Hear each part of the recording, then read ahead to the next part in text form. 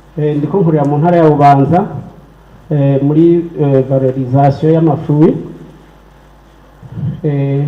ndetse indimiro zanje zaratewe iteka n'umukuru w'igihugu cacu ciza cy'u Burundi yaratugendeye n'umushikiranganje uburimyi n'ubworozi amaze kutugendera n'umushikiranganje w'ubudandaji yaratugendeye ndetse n'ubushize ndaryohewe cyane ko mpuriye hano na n'umushinga ntaye Kanene Jean Claude ubushize twari kumwe muri Qatar baradufashije baradufata ukuboko kugira ngo tuje kurondera amasoko.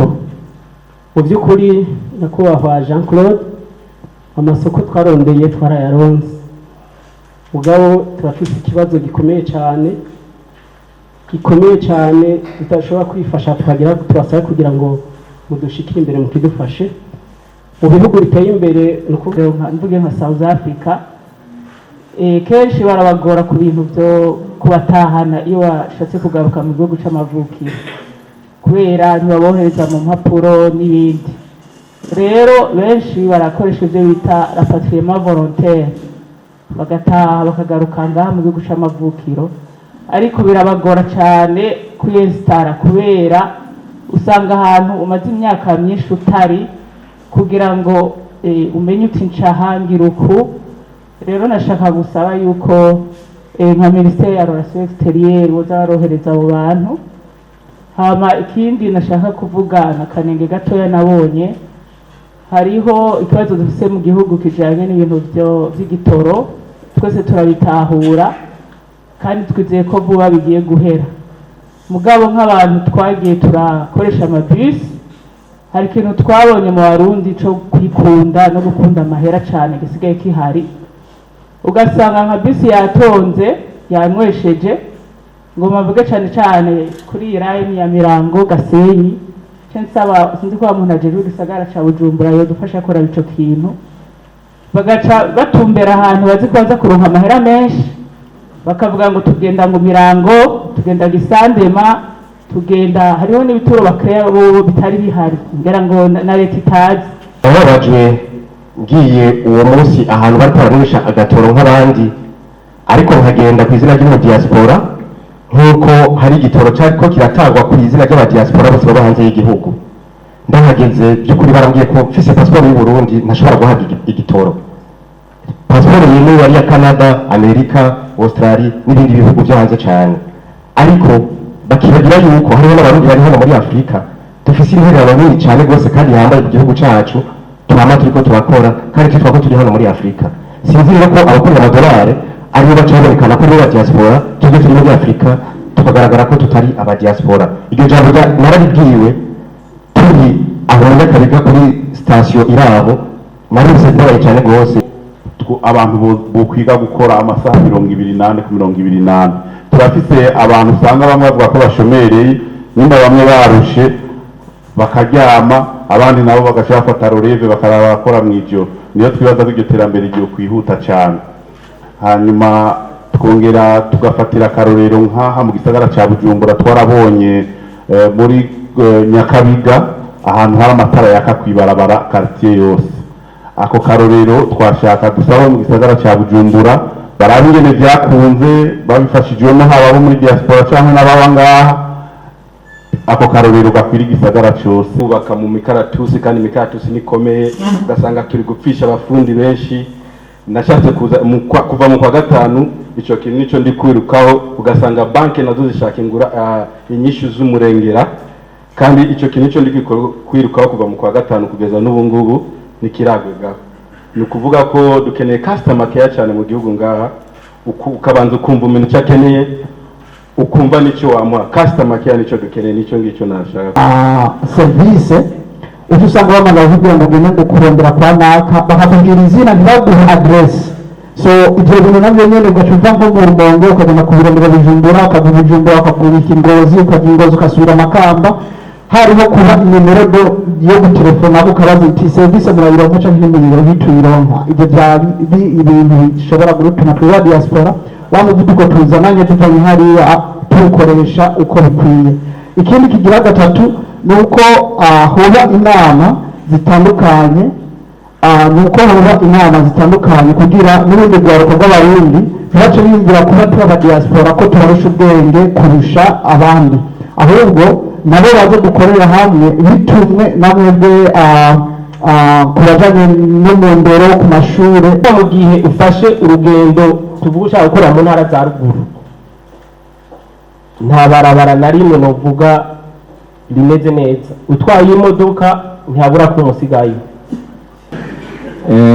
Nsanzwe ndi muhinga mu bintu byinshi, hari ubuhinga bwinshi nazanye muri biotekinoloji appliquée, hama rero ndikunda gukora nk'uvolontaire benshi, amaministeri yinshi byabananiye, naragendeye henshi birabananira, nkasaba yuko ibiba tuwumva uduha umwanya tukabisigura, kuko amadomini atari ngaha mu Burundi aragorana cyane rwose.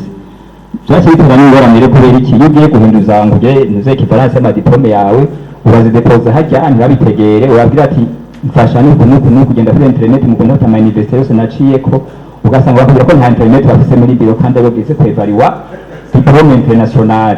Ikigega yashizeho mwaravyumvise igihe mwari muri semaine de DR diaspora, ico kigega caragiyeho ubu catanguye gukora. Rero twagomba d'abord ku mazu twagomba duhamagarire abunga ba diaspora nk'uko mwasanze mubikora, muganda yimuza kudushorera inzu nziza cyane zigezweho. Ico kigega naco rero twatanguye gukora, turiko dukorana n'amabanki Bankobu na CRDB, bikaba biri sécurisé par la BRB et l'autorité de régulation de marché de capitaux. Rero naho nyine tugasaba yuko muvyitabira mukaza gushiramwo imitahe. Bibimbaye ko kuri uyu mwaka wonyene canke umwaka uheze kuva muri 2021 nukuri murabe ingene muza muradufasha cane kandi novuga ko ari ubumuga ni kuva hasi kuduga, sineguye cane bose, ari abantu banyakiriye neza, mugabo ariho n'ahandi vraiment babona ati bitwaza ko ndi mu diaspora mfise amahera mfise iki, bakibagira ko umwanya nicaye ngaha ntariko ndinjiza. Nuko rero abanyagihugu benshi barafise ishari, kandi ishari murazi ko ari umunsi w'iterambere. Ico naco nagira nsabe leta yofasha nko ku mitumba bakarondera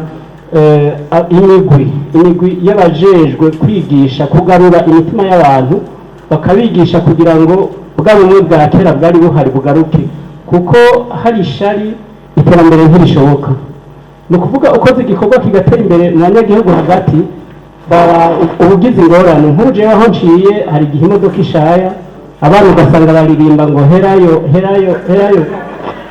Ico gihe rero abavyeyi babo bakanca iruhande ntibagire ico babivuzeko, ariko kera hakiri indero umwana akoze ikosa baramuhana kubita ukamwereka ko ico kintu atari co.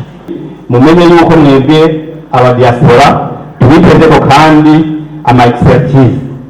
Hari yamaze kuvuga hariya yuko benshi baba bafise ubumenyi butandukanye, turabitezeko rero ubuhinga butandukanye muba musanze mufise, iyo musanze murangura imirimo mu mahanga, kugira ngo ubwo buhinga bushobore kuza au service de la nation, noneho budufashe gukora ya maprojet prioritaire ariko arashyirwa mu ngiro mu gushika k'uwo mugambi. Ubwa gatatu tubitezeko yuko mudufasha kumenyekanisha igihugu cacu neza mu mahanga. Ibi ndabivuze kubera yuko mu kigo nsanzwe ndongoye hariho tuko turatunganya icyo twita strategy marketing play. Iyo strategy nayo izo ari strategy ishingiye novuga kuri kampani yo kumenyekanisha ibyiza by'Uburundi, ubwiza bw'Uburundi, kugira ngo abanyamitahe bashobore kudushwara, eka mbere na barokerarugendo nabo nyine bashobore kutugendera. Aho rero tubitezeko byinshi kugira ngo igihe tuzoba tuko turashwara isi, mwebwe iyo muzoba muherereye mu bihugu bitandukanye tuzobikoreko, mudufashe kumenyekanisha ubwiza bw'igihugu cyacu. La classe moyenne ni bamwe bimwe bita la satisfaction des besoins fondamentaux, ni ukuvuga le droit au logement, le droit de manger, le droit de se loger, le droit de se vêtir et de se nourrir. Izo 4 droits fondamentaux zitarigarana mu gihugu, ivyo byisha n'ivyo biba. Ntushobora gutunga wenyene hanyuma wibaza ko bazoneze igihugu utunze wenyene, ivyo niwe ko ari ikibazo. La diaspora rero igomba kugira ibihara n'ibyo dufashe nibyo abanyepolitiki basobanura bavuga ngo twebwe les 4 droits cyangwa les 4 besoins fondamentaux de l'homme tugomba gufasha kuko twebwe twarabaye mu mahanga tuba mu mahanga turagera turabona ibintu byinshi rero dufashe inzego z'igihugu kugira ngo ibyo bintu dushobore biragoye mugabo birashoboka nicyo nemera.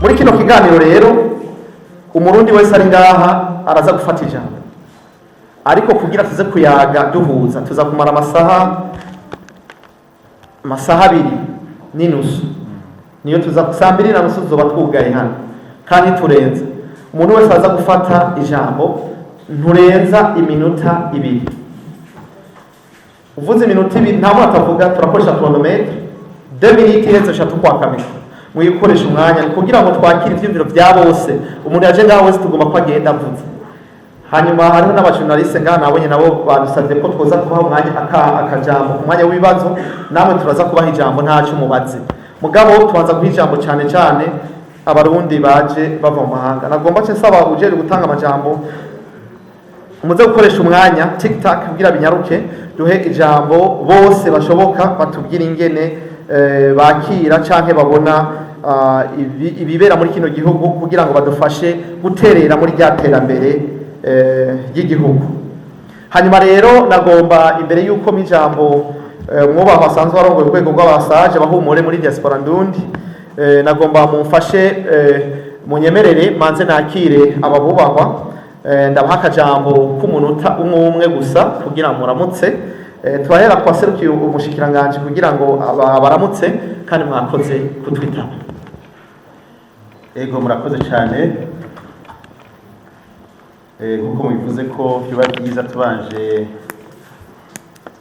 ku gico dushikirije jewe ku mazina nitwa Kanene Jean Claude nkaba n'umuhanuzi mu biro by'umushikiranganji mu bushikiranganji bujejwe imigenderanire n'ayandi makungu no gufashanya mu iterambere mwa kano kanya rero nkaba naserukiye umushikiranganji mwa kino kiyago nibaza ko tuza kuronka umwanya mwiza wo kuyaga koko kuko aya masaha 2:30 tubona kandi duhawe ndibaza ko tuza kugira ibiyago byiza bibandanya kubaka igihugu cyiza cyacu cy'uburundi murakoze.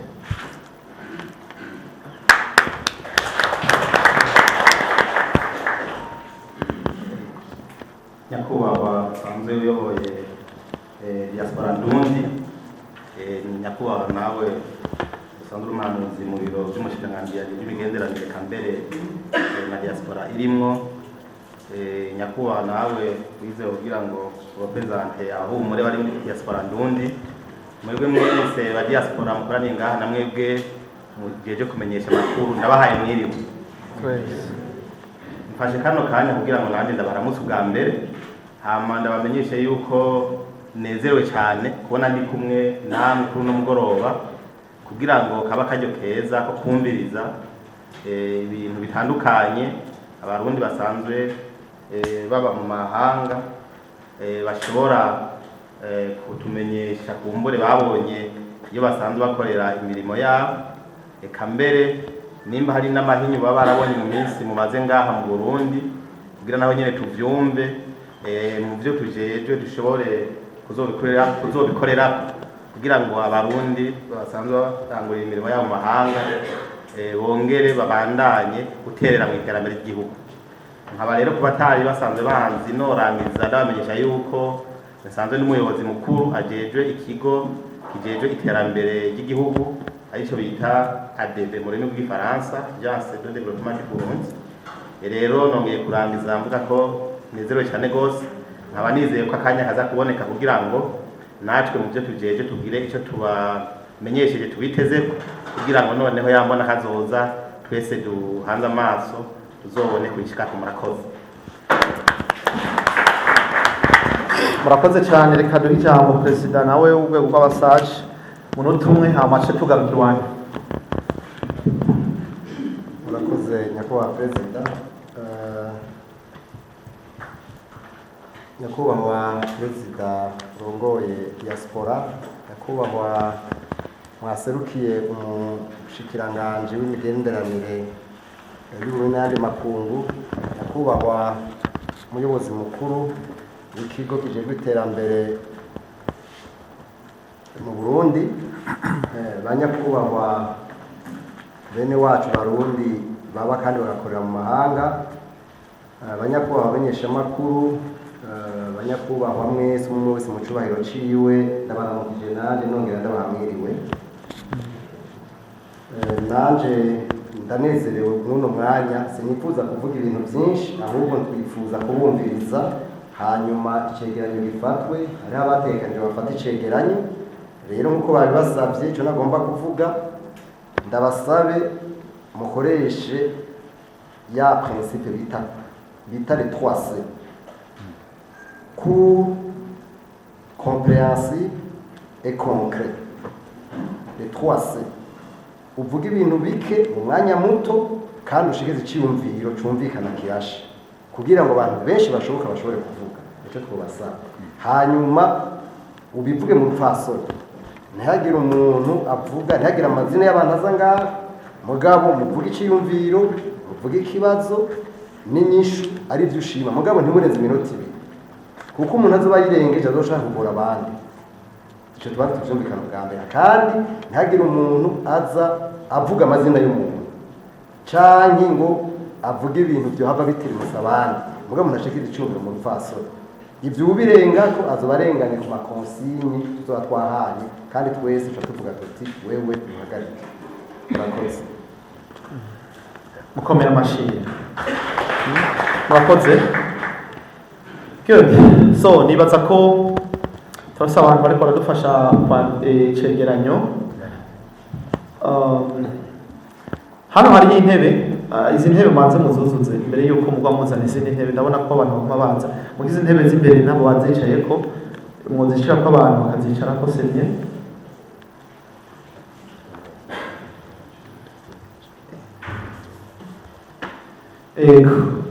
Mumfashe kandi twakire uyu mwubahwa yaserukiye umukuru w'isagara ca Bujumbura, mumumpe mikro tumwakire. Karibu, mukomera amashyi cyane. Mumumpe mikro, karibu.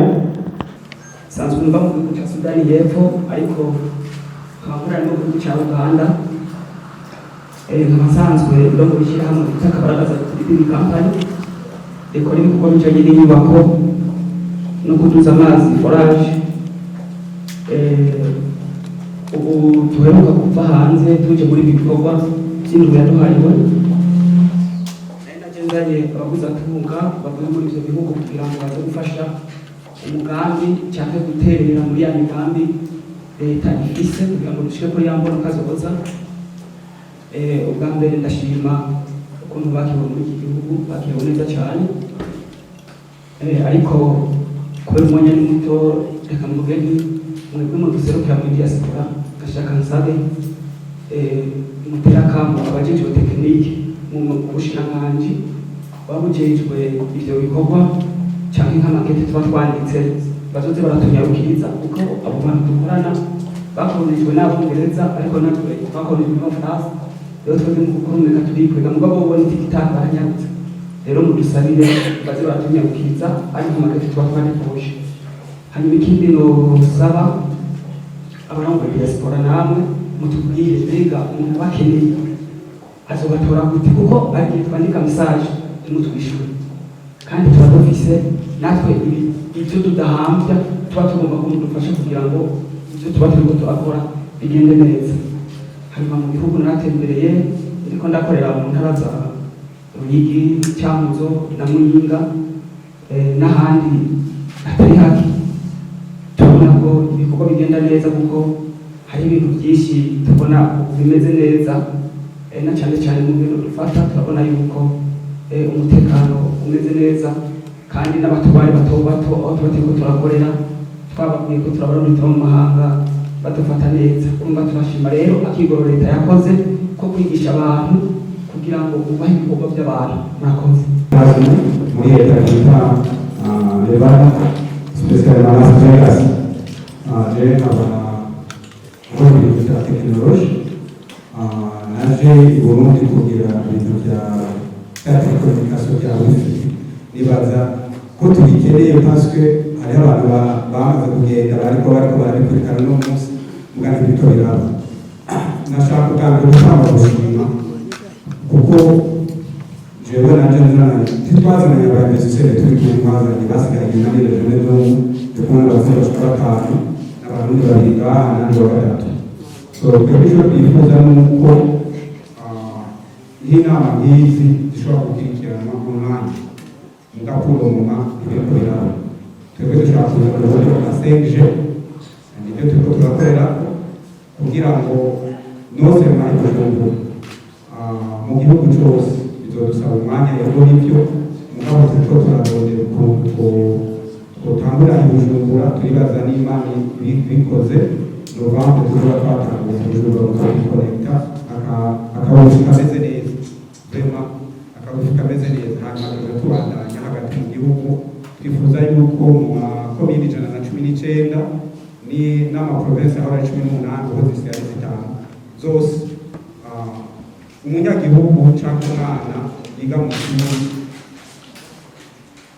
yoba capable yo kwikonekta akarondera akagira recherche ibyo yize ku ishuri byo mufasha rero nashaka nshime yuko badufashije n'ukuri abo twituye barabinyarukije mugabo nibaza yuko bogerageza kugira ngo baze baranyaruca cyane kuko aho tusabye indaro twebwe nta muntu ashobora kumara ushobora gufata miliyari z'iwe 19 ngo bazishira ahantu ku mezi ane atakintu kirimo kiraba nuko rero bahora batunyarukiriza hanyuma kugira izo investisema turiko turagira zikore hanyuma igihugu kibenefisi kugira ngo twicare gusa turindiriye kuko nta muntu azova hanze ngo agaruke amara amezi atandatu ariko ararondera ikintu kimwe hama asubira inyuma atakimuzi iryo ryoba ari izina ribi ku gihugu n'abagira amasezerano musanga rero ko utoroba batunyarukiriza abo babona ko bidashoboka bakatubwira ko bidashoboka hanyuma tukageza tukabandanya cyangwa tugakora ibindi rero nagira nshimire hariho amadepartement amwe yo ngaho mu gihugu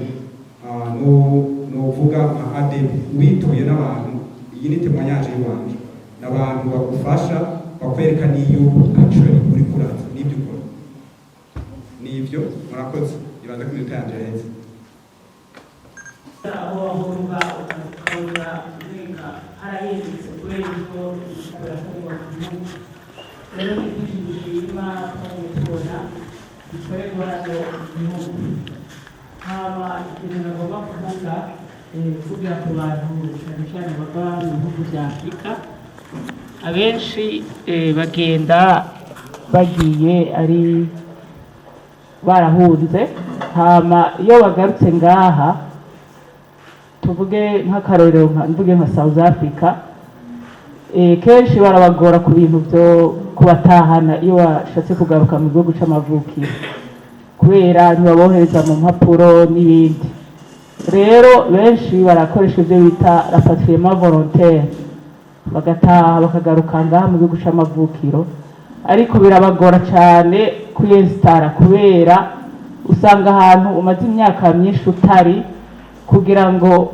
umenye uti ncahangira uku rero nashaka gusaba yuko nka Ministère ya Relations Extérieures boza barohereza abo bantu hama ikindi nashaka kuvuga na kanenge gatoya nabonye hariho ikibazo dufise mu gihugu kijanye n'ibintu by'igitoro twese turabitahura kandi twizeye ko vuba bigiye guhera mugabo nk'abantu twagiye turakoresha amabisi hari ikintu twabonye mu Barundi cyo kwikunda no gukunda amahera cyane gisigaye kihari ugasanga nka bisi yatonze yanywesheje ngo mavuge cyane cyane kuri line ya Mirango Gasenyi cyensaba sinzi ko umuntu ajeje gisagara ca Bujumbura yo dufasha kora ico kintu bagaca batumbera ahantu bazi kwaza kuronka amahera menshi bakavuga ngo tugenda ngo Mirango tugenda Gisandema tugenda hariho n'ibituro bakreya bo bitari bihari ngera ngo na leta itazi kugira ngo waronka ayo mahera menshi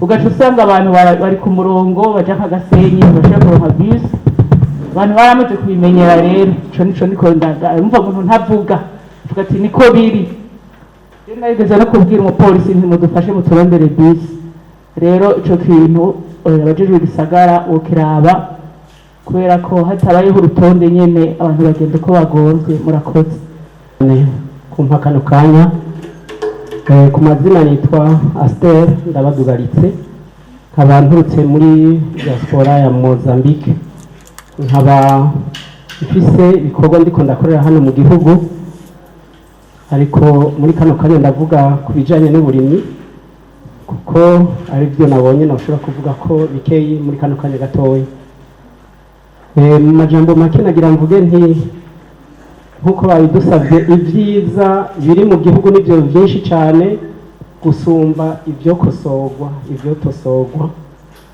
ego mu gisata ndimo rero c'uburimyi ndakimazemo imyaka 7 kandi mu ndimiro nziza za kijambere za ndimiro zirimo ubuhinga umuntu ashobora gutegura indimiro ishobora kumara imyaka 200 kugeza ku myaka 300 ikiriho nk'ubu ndiko nkorera mu ntara ya Bubanza muri valorisation y'amafruit ndetse indimiro zanje zaratewe iteka n'umukuru w'igihugu cacu ciza cy'u Burundi yaratugendeye n'umushikiranganje uburimyi n'ubworozi amaze kutugendera n'umushikiranganje w'ubudandaji yaratugendeye ndetse n'ubushize ndaryohewe cyane ko muri hano na n'umushinga ntaye Kanene Jean Claude ubushize twari kumwe muri Qatar baradufashije baradufata ukuboko kugira ngo tuje kurondera amasoko mu by'ukuri nyakubahwa Jean Claude amasoko twarondeye twarayaronse mugabo turafite ikibazo gikomeye cyane tutashobora kwifasha tukagira turasaba kugira ngo mudushikire imbere mu kidufashe mu bihugu biteye imbere no kuvuga certificat d'origine ya hano muri kino gihugu iwacu ntibayemera bemera certificat d'origine zivuye mu bihugu nyene bemera dufate nka Kenya n'ibindi bihugu vy'i Burayi hanyuma ubu rero imirima yanje ubu imeze neza iri kwirashirako kandi igihe cyo gusarura naco wahejeje ntaco baza kugaruka kugira tube fair nanje ku mazina nitwa Salomo Rwamo abasanzwe mba muri Kenya Nairobi hama bafise utubazo tubiri akabazo ka mbere nako muri mu bushikiranganje buturongoye ko gushima reka tongera dushima nyaso n'agira diaspora ko yagenze neza cyane rwose ku buryo ko twashimye abo twari kumwe mu Kayanza urazi ko twayirangije neza hanyuma nkabana akajamura ngo badagise ko kuri ministere ndabasaba twari kugira ngo baye bodufasha hamwe na diaspora bakorganiza kujya kuntu tuhora turangiza somane de la diaspora hakaba hoshirwamo kandi kantu k'inkinamico ku buryo uko twoshobora kuorganiza aba diaspora baba hanze tukaba twogira aka equipe k'umupira ndetse tushobora kuba twohura na ministeri yariyo yose hano mu gihugu cacu tugashobora kuba twotana mu mitwe kandi turazi ko byogenda neza cyane gose hanyuma akabazo kagira kabiri na byo ngaya gato murabona igihugu cyacu gihitiyemwo ubu turashima Imana ko byashoboye kurangira ikibazo kijanye n'igitoro ariko mu by'ukuri abarundi baba hanze y'igihugu umudiaspora mbega ni iki umudiaspora n'uri ngaho umutabira muri Tanzania umurundi wese abari ngaho umutabira muri Tanzania basanzwe yitwa umudiaspora jewe narababaye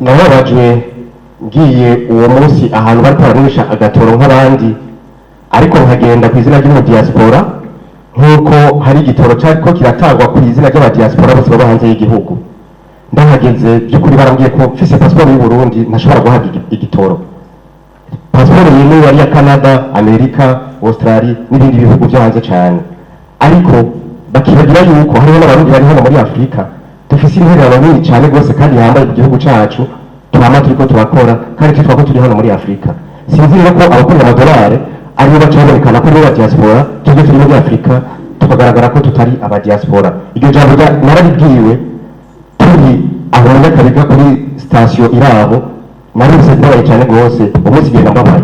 Murakoze.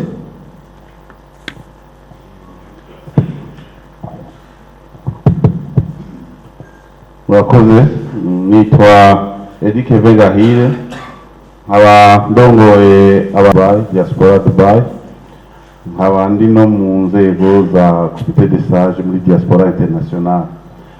Ubwa mbere twara gushima kukungene twakiriwe mu gihugu, nuko mu gihugu tubona ko ubu hariho umutekano, hanyuma hagira ko nsaba ko kugira ngo rijya terambere rishoboke ryo mu 2040-2060 nuko abantu bo kwiga gukora amasaha 28 turafise abantu usanga bamwe bavuga ko bashomereye, nimba bamwe barushe bakaryama, abandi nabo bagashaka fata releve bakarabakora mwijoro. Niyo twibaza ko iryo terambere ryo kwihuta cyane.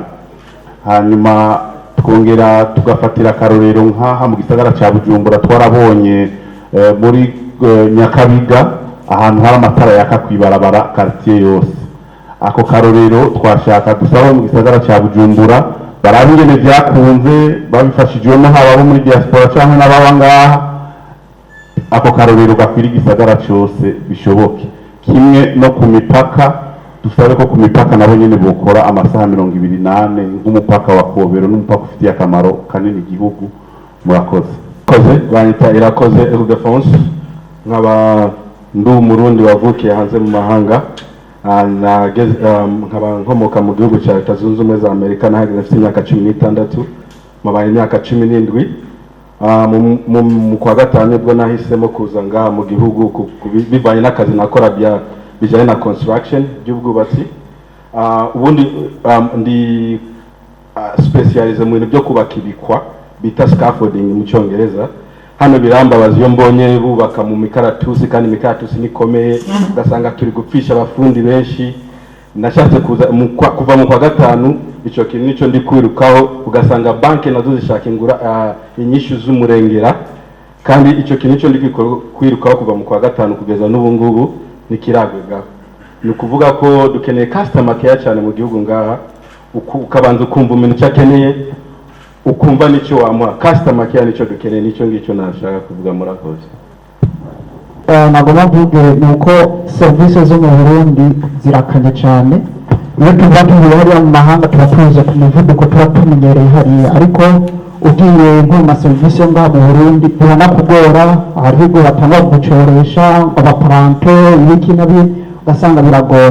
Rero icyo gihe slowing down service cyangwa imigambi ugomba gukora muri uwo mwanya. Icya kabiri, aha mu Burundi hari ibintu tugiye kubisaba nko mu maserivisi, icyo usanga bamaze kuvuga ngo ngende kurondera kwa naka, bakakubwira izina ntibaguhe address. So ibyo bintu nabyo nyine ugacuva nko mu Rumonge ukagenda ku biro Bujumbura, ukava Bujumbura ukagurika Ingozi, ukajya Ingozi ugasubira Makamba, hariho kuba nimero yo gutelefona ukabaza iti service murayironka cyangwa nimero hituyironka. Ibyo byari ibintu bishobora gutuma twa diaspora wa muvuduko tuzananye tuvanye hariya tukoresha uko bikwiye. Ikindi kigira gatatu nuko hoba inama zitandukanye, kugira n'ubundi rwaruka rw'abarundi ntibace biyumvira kuba tuba diaspora ko tubarusha ubwenge kurusha abandi, ahubwo nabo baze dukorera hamwe bitumwe namwebwe ku bajyanye no mu ndero ku mashuri, nabo nyine babironka izi nyigisho zo kuba speed. Icanyuma nkereza ko gukoresha umwanya mu bintu baba tuvuge nko ku bibuga cy'indege, haba serivisi tutaronka bivanye n'uko ushobora kubazanya n'umuntu atavuga ururimi rw'ikirundi cyangwa adatahura ibintu bikorwa mu Burundi, ariko ugasanga bariko bagusaba kubisobanura ibintu byinshi mu mwanya muto kandi ikibanza ari gito. Ibyo nabyo niba bakwiye kubikorera ko kugira serivisi zo kubibuga cy'indege zerekana amarembo y'igihugu tugiye kwinjiramo. Murakoze. Tuje gukora imigambi ngaha mu gihugu, aho ushaka kuvuga ibintu bijyanye n'amakontra atandukanye, gishobora kuba ikibanza ugomba gukoreramo, ashobora kuba mu partenaire local mushaka gukorana, eka n'ibindi bijyanye n'amakontra. Ugasanga rero twebwe rimwe na rimwe tubiha agaciro, tugatwarwa n'ibishoresho cyangwa kuba tuba dufite umwanya muto uza ngaha uvuga uti nje gutegura nzoca ngaruka ngira imigambi ugasanga munsi akanya ko kuraba vyose ko bimeze neza. Nkasaba rero ko abatuye muri diaspora no mu ministeri atandukanye boza baradufasha bakatworienta tubaciye ko tukababwira tuti ngomba gukora umugambi mu Burundi none mu mpanuro iki no kuyuha iki amategeko agenda arahinduka kenshi iyo tubaye hanze umwanya muremure tumenya ko ibintu byahindutse cyangwa ko wasize ibintu ugasanga siko bikimeze. Ibyo byose byumva ko ari intambamyi duhura nazo tuba twifuza ko mwoza muratworohereza. Murakoze. Nanje ku mazina nitwa Pilote Ndayitwaye ko nkaba yasanzwe ndanguriye imirimo Dubai no ngaha mu Burundi. Nanje ngerageje kwihuriza mu byo nabona yagiye ndabona ni ukuri umutekano wakwiye. Hanyuma yindi poro canja ko ni iterambere. Ku bijyanye n'iterambere nibyo turakora kandi turashaka no gukora mugabo mu gihe ufashe urugendo tuvuga ushaka gukora mu ntara za ruguru nta barabara na rimwe novuga rimeze neza, utwaye imodoka ntihabura ko umusigaye. Hanyuma noca nabikira ku bijyanye n'abaminisiteri atandukanye ku bintu by'amadokima iyo turiko turarondera impapuro cyangwa izindi serivisi biri kwega cyane kabisa, birafata umwanya nabyone biri mu gahaze. Hanyuma ikindi ca bandaniza ko ni diaspora ndundi turavye ukuntu tungana ngaha turiko turanegura canke dushima gusa, nibaza ivyo tunegura ko arivyo tugiye gukora. Umwe wese turi ngaha mwese akazana umugambi umwe agasiga akoze ikintu ngaha, ni ukuri nta kubideha twotera imbere. Hanyuma ikindi ni imwe bijyanye no kuba diaspora, nibaza yuko tuva mu ntara zitandukanye, benshi barakunda gukorera Bujumbura, tujye turarara duteze imbere mu ntara tuvukamo kugira ngo igihugu cyose gise neza, ntituguma tuva Bujumbura gusa no hagati mu ntara bigende uko nyene uko. Murakoze. Genda ibintu nkumva birananiye mu buzima bwanje. Iyo baturose umwanya dukoresha umwanya nk'uko mutubwira ati koresha iminota 2, jewe rero ikintu ngomba nterere mu nterano zanje novuga ati ibintu byose uyu mwaka bigenze neza, kuko hariho abaza mu miliyoni minsi badafite ibyangombwa bakagenda atabyo barose, ariko ubu turabirose. Ikibuze cyagumye kidutera ingorane n'igitoro, ariko igitoro nacyo nticyari gihanze umwe mugabo nibaza yuko umuntu arinze azavuga ati ndi mu diaspora mwumviriza nk'uko twabisabye. Ikindi kintu nacyo hariho abantu tuba turi ngaha dufise ama ekipe y'imipira muba mukwiye guca mutubwira ati rero ni muzane ama ekipe yanyu ahure n'ayandi ma ekipe mu Burundi, nko mu mwaka uza byoba byiza mutubwira ati ba bantu bari bafise ama ekipe yabo ari hehe, baduhe abakinyi bahure n'abandi bo ngaha kugira tubone twese ko abadiaspora basangiye. Ikindi kintu nacyo je nosaba yuko nk'ubushikiranganje muri doabire by'ukuri azararaba aba bantu baba chef de zone na chef de quartier ku bintu bijanye n'imiserege, usanga ubucafu bwuzuye, wagira uravuga ngo urishima ukava ngaho ubabaye bivanye n'uko umutware wo ngaho hantu atitwararika abantu bari ngaho, kandi ishusho nziza itanga bajya abantu baba bavuye mu mahanga bo baba bakeneye kubona igihugu cyabo ko tuzoba gisa neza mu myaka iri imbere. Murakoze. Gusa assistant université kuri departement ya biotechnology hama sinigwa ndarandira byinshi cyane, jewe nshimira byinshi cyane gose ko maze kuza ngaho inshuro nyinshi y'imyaka yose namanze mu Burundi, ariko cyo cyangwa gushika nuko aha mu Burundi ibyo gukora projet nashaka tuhanurane nabo dusanga ngaha.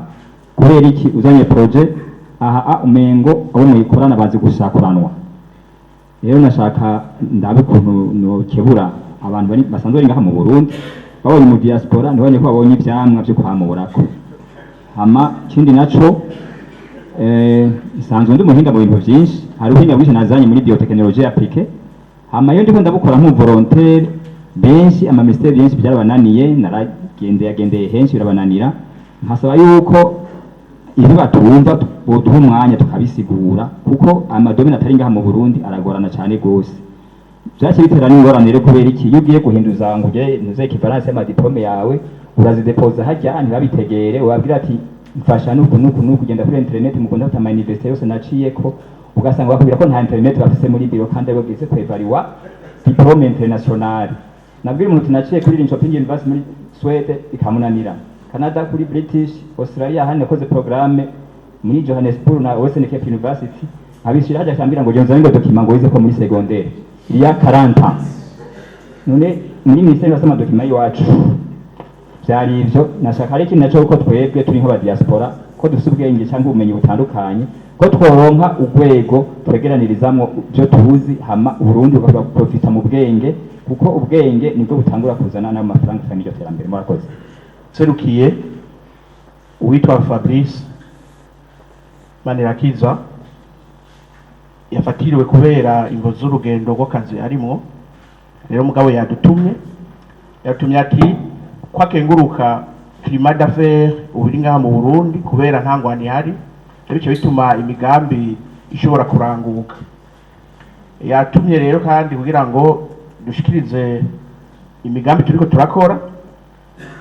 Hariho imigambi musazo mumenyereye ko cyane cyane yerekeye kubaka amazu, aho hakaba hari amaproje atatu turiko turakora, imwe iri kwikorwa muri quartier Miroir, iyindi muri quartier mu Kabezi, iyindi ku Mashugwe. Hariho kandi rero n'undi mugambi mushasha werekeye ikigega yashizeho, mwaravyumvise igihe mwari muri semaine de diaspora. Ico kigega cyaragiyeho ubu cyatanguye gukora. Rero twagomba d'abord ku mazu twagomba duhamagarire abagwa ba diaspora nkuko mwasanze mubikora, mubanda yimuza kudushorera nizo ziza cyane zigezweho.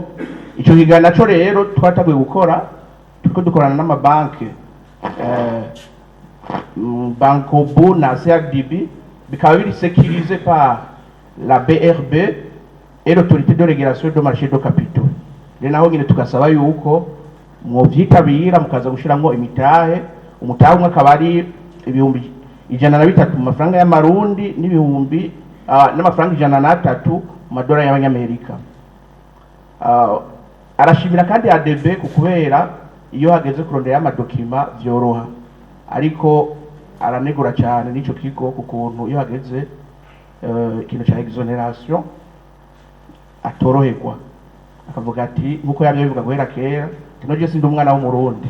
Murakoze, Imana ibahezagira. Fata indege naraje ngeze ku kibuga cy'indege hariya barayanka passport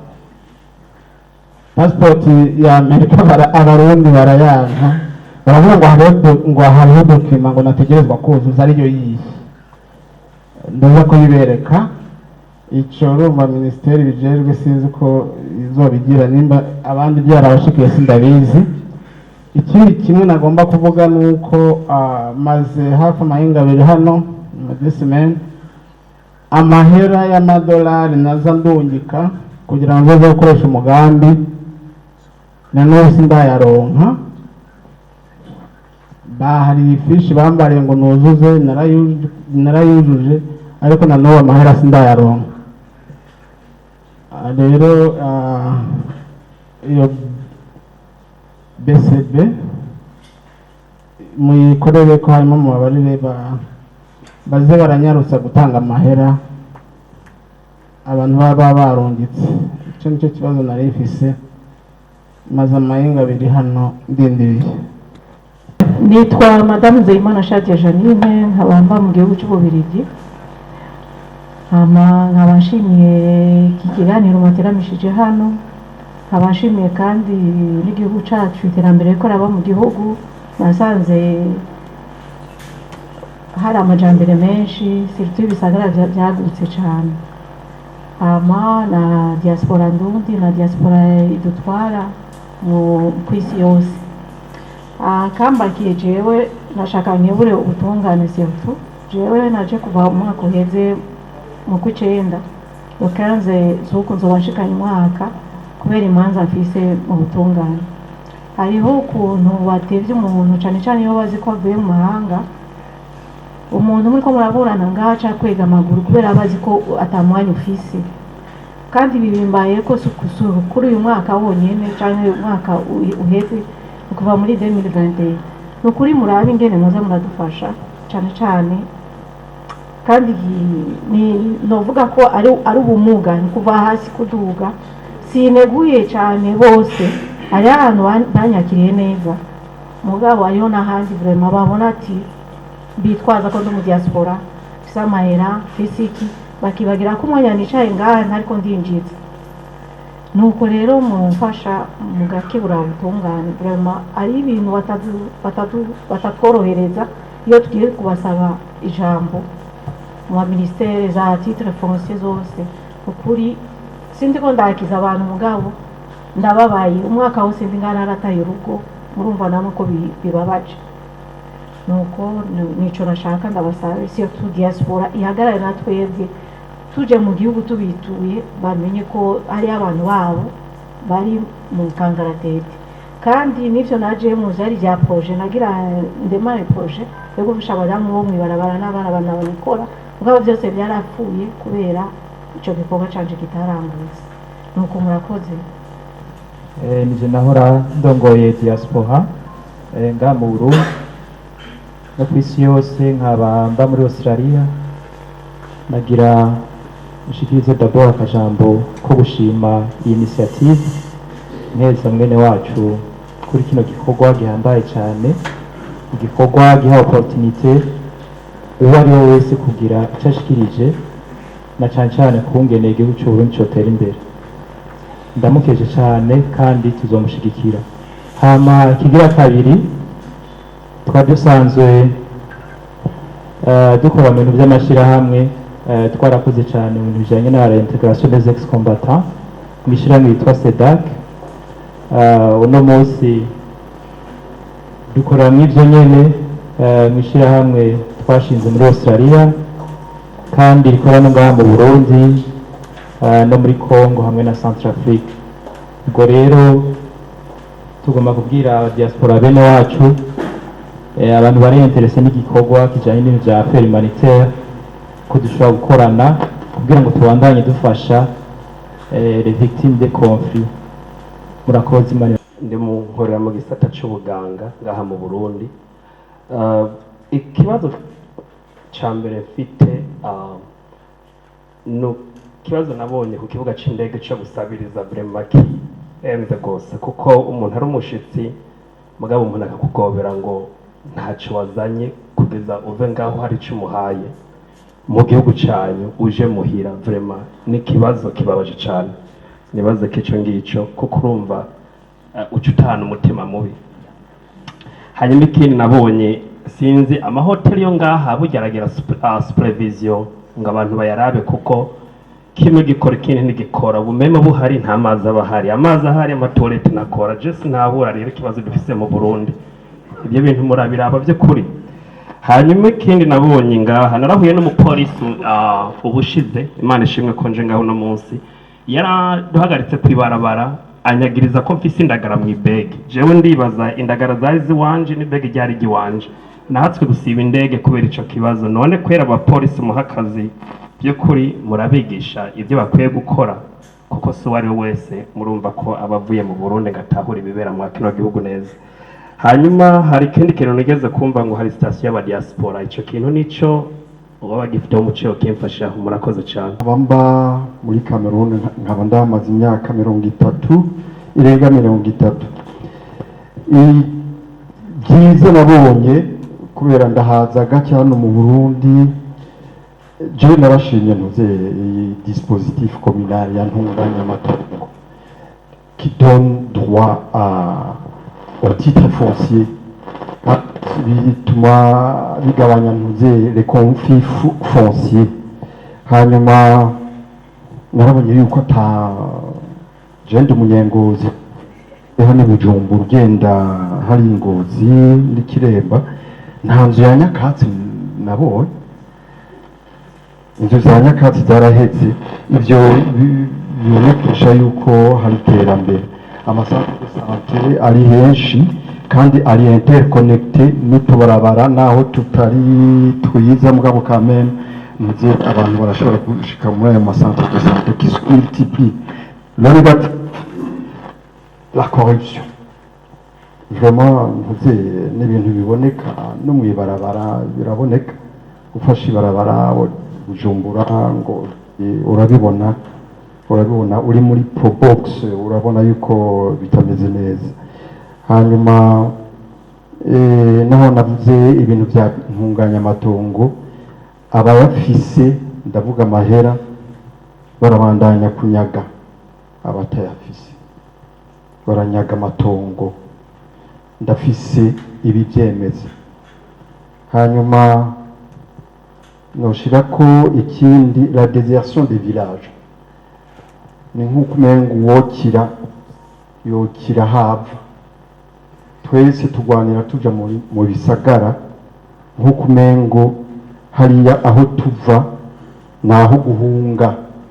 Hanyuma dushitse no mu bisagara uca usanga les villes ne sont pas intégratives. Abadafise, il faut les pousser à la périphérie. Et qui aura donc droit de vivre au centre-ville? Évidemment, on conclut que celui qui a droit de vivre au centre-ville, le monde y fils. C'est des choses qui sont à l'œil. Et Dieu nous a dit, vraiment construisons des villes dont nous est intégrative. Muga narashimye kubona ntuze quand même n'amakatiye amwe twahora ducamo kera ameze nabi, hariho des routes pavées. C'est une très bonne chose. Ngejeje aho murakoze. Je nitwa Musavimana Tarsis, ntuye mu gihugu cya Australia. Ni ukuri igihugu cyacu twaje aha mu karuhuko, ariko turabona ko kirimo umutekano ukwiye kandi biradushimisha. Ariko nk'abantu twiyumvira kuza kuruhukira ngaha tuzanye dutangura projet turondera gukora nka business, usanga ari ibintu bitugora cyane.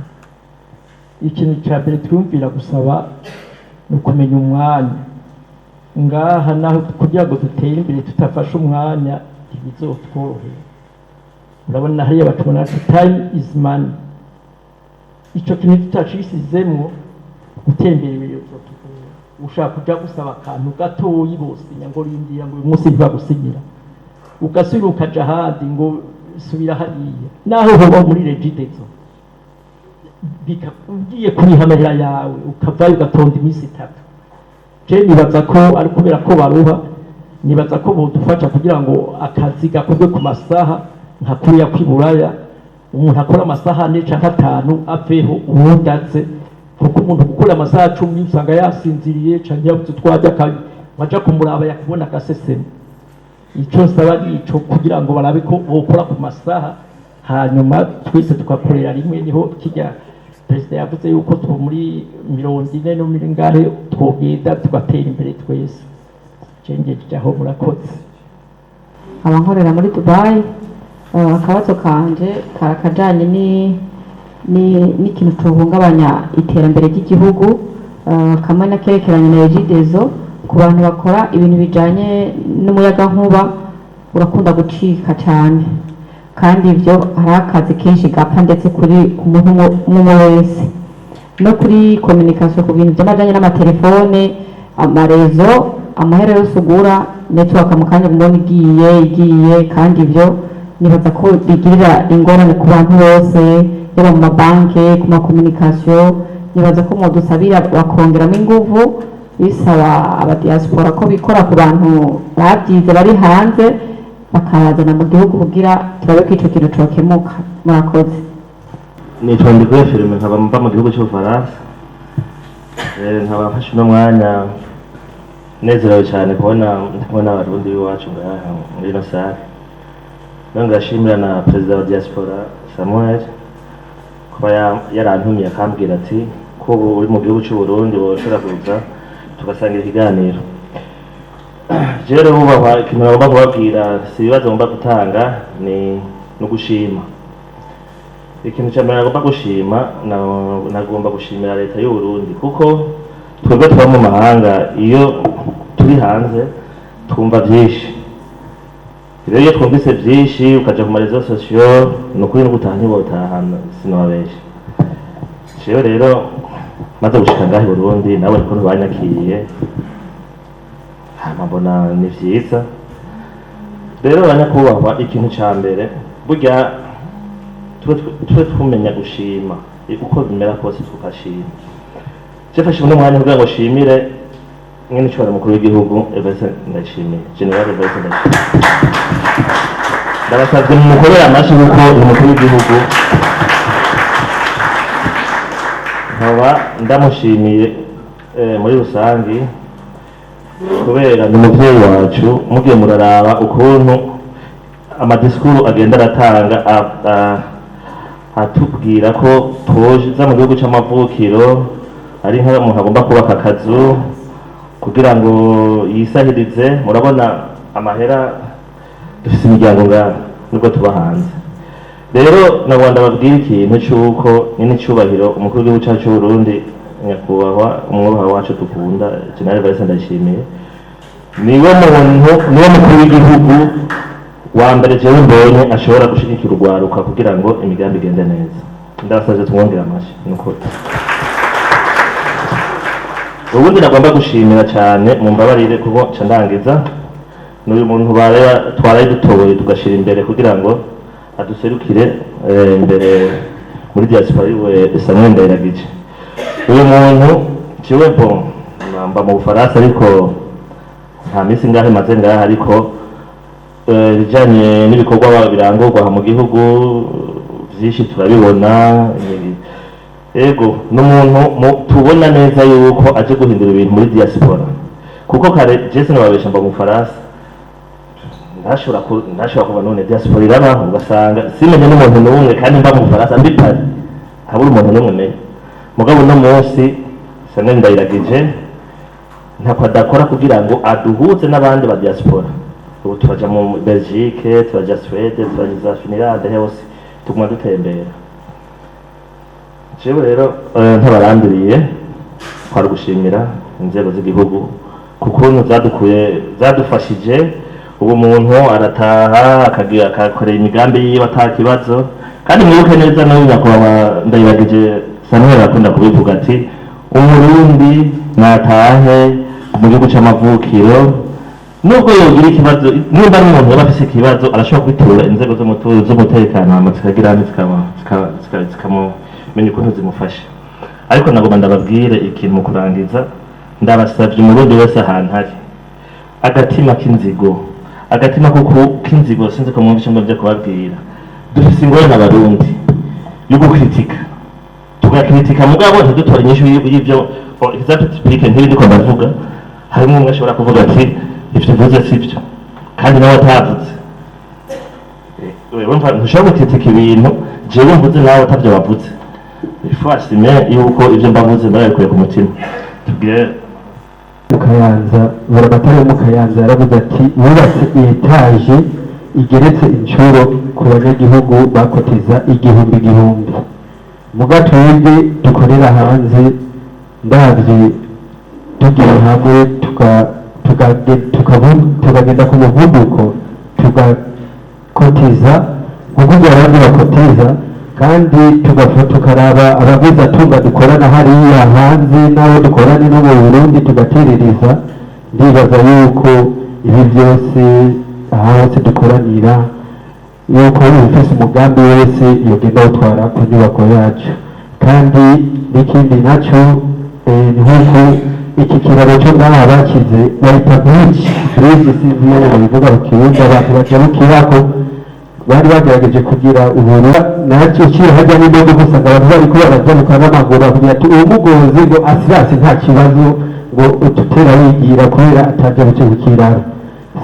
Abatware abaringa abameri ngaha mu gihugu utwara meri y'ubujumbura bukiraba akagidusikiriza akatwenge akama nk'indwi zibiri akaba ko abantu bose batagenda ku murongo n'amahera twamwinjiriza kandi amahera ariganye.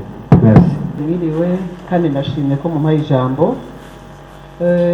Nari mvuye jewe nitwa Juliette Birantagaye nkaba ndi diaspora Benin, igihugu kiri en avance muri travail en association.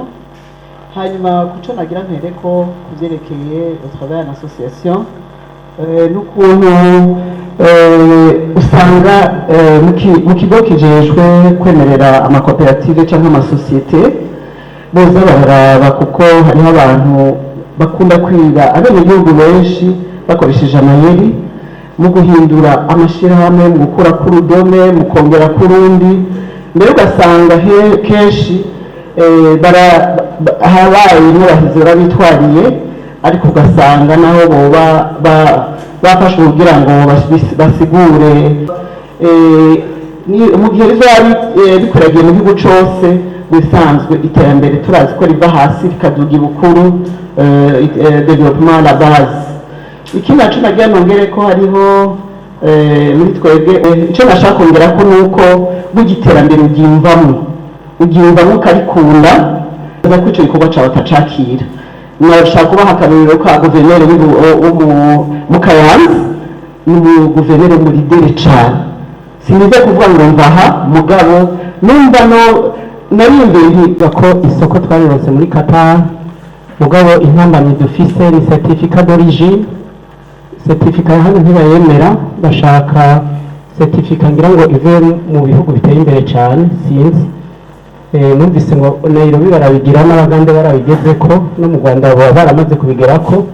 Ivyo rero twagira dusabe ko ubutegetsi bwodufasha, leta yodufasha urwo rupapuro tukaruronka kugira ngo ntitugire agahombo nk'ako tumaze iminsi tugira.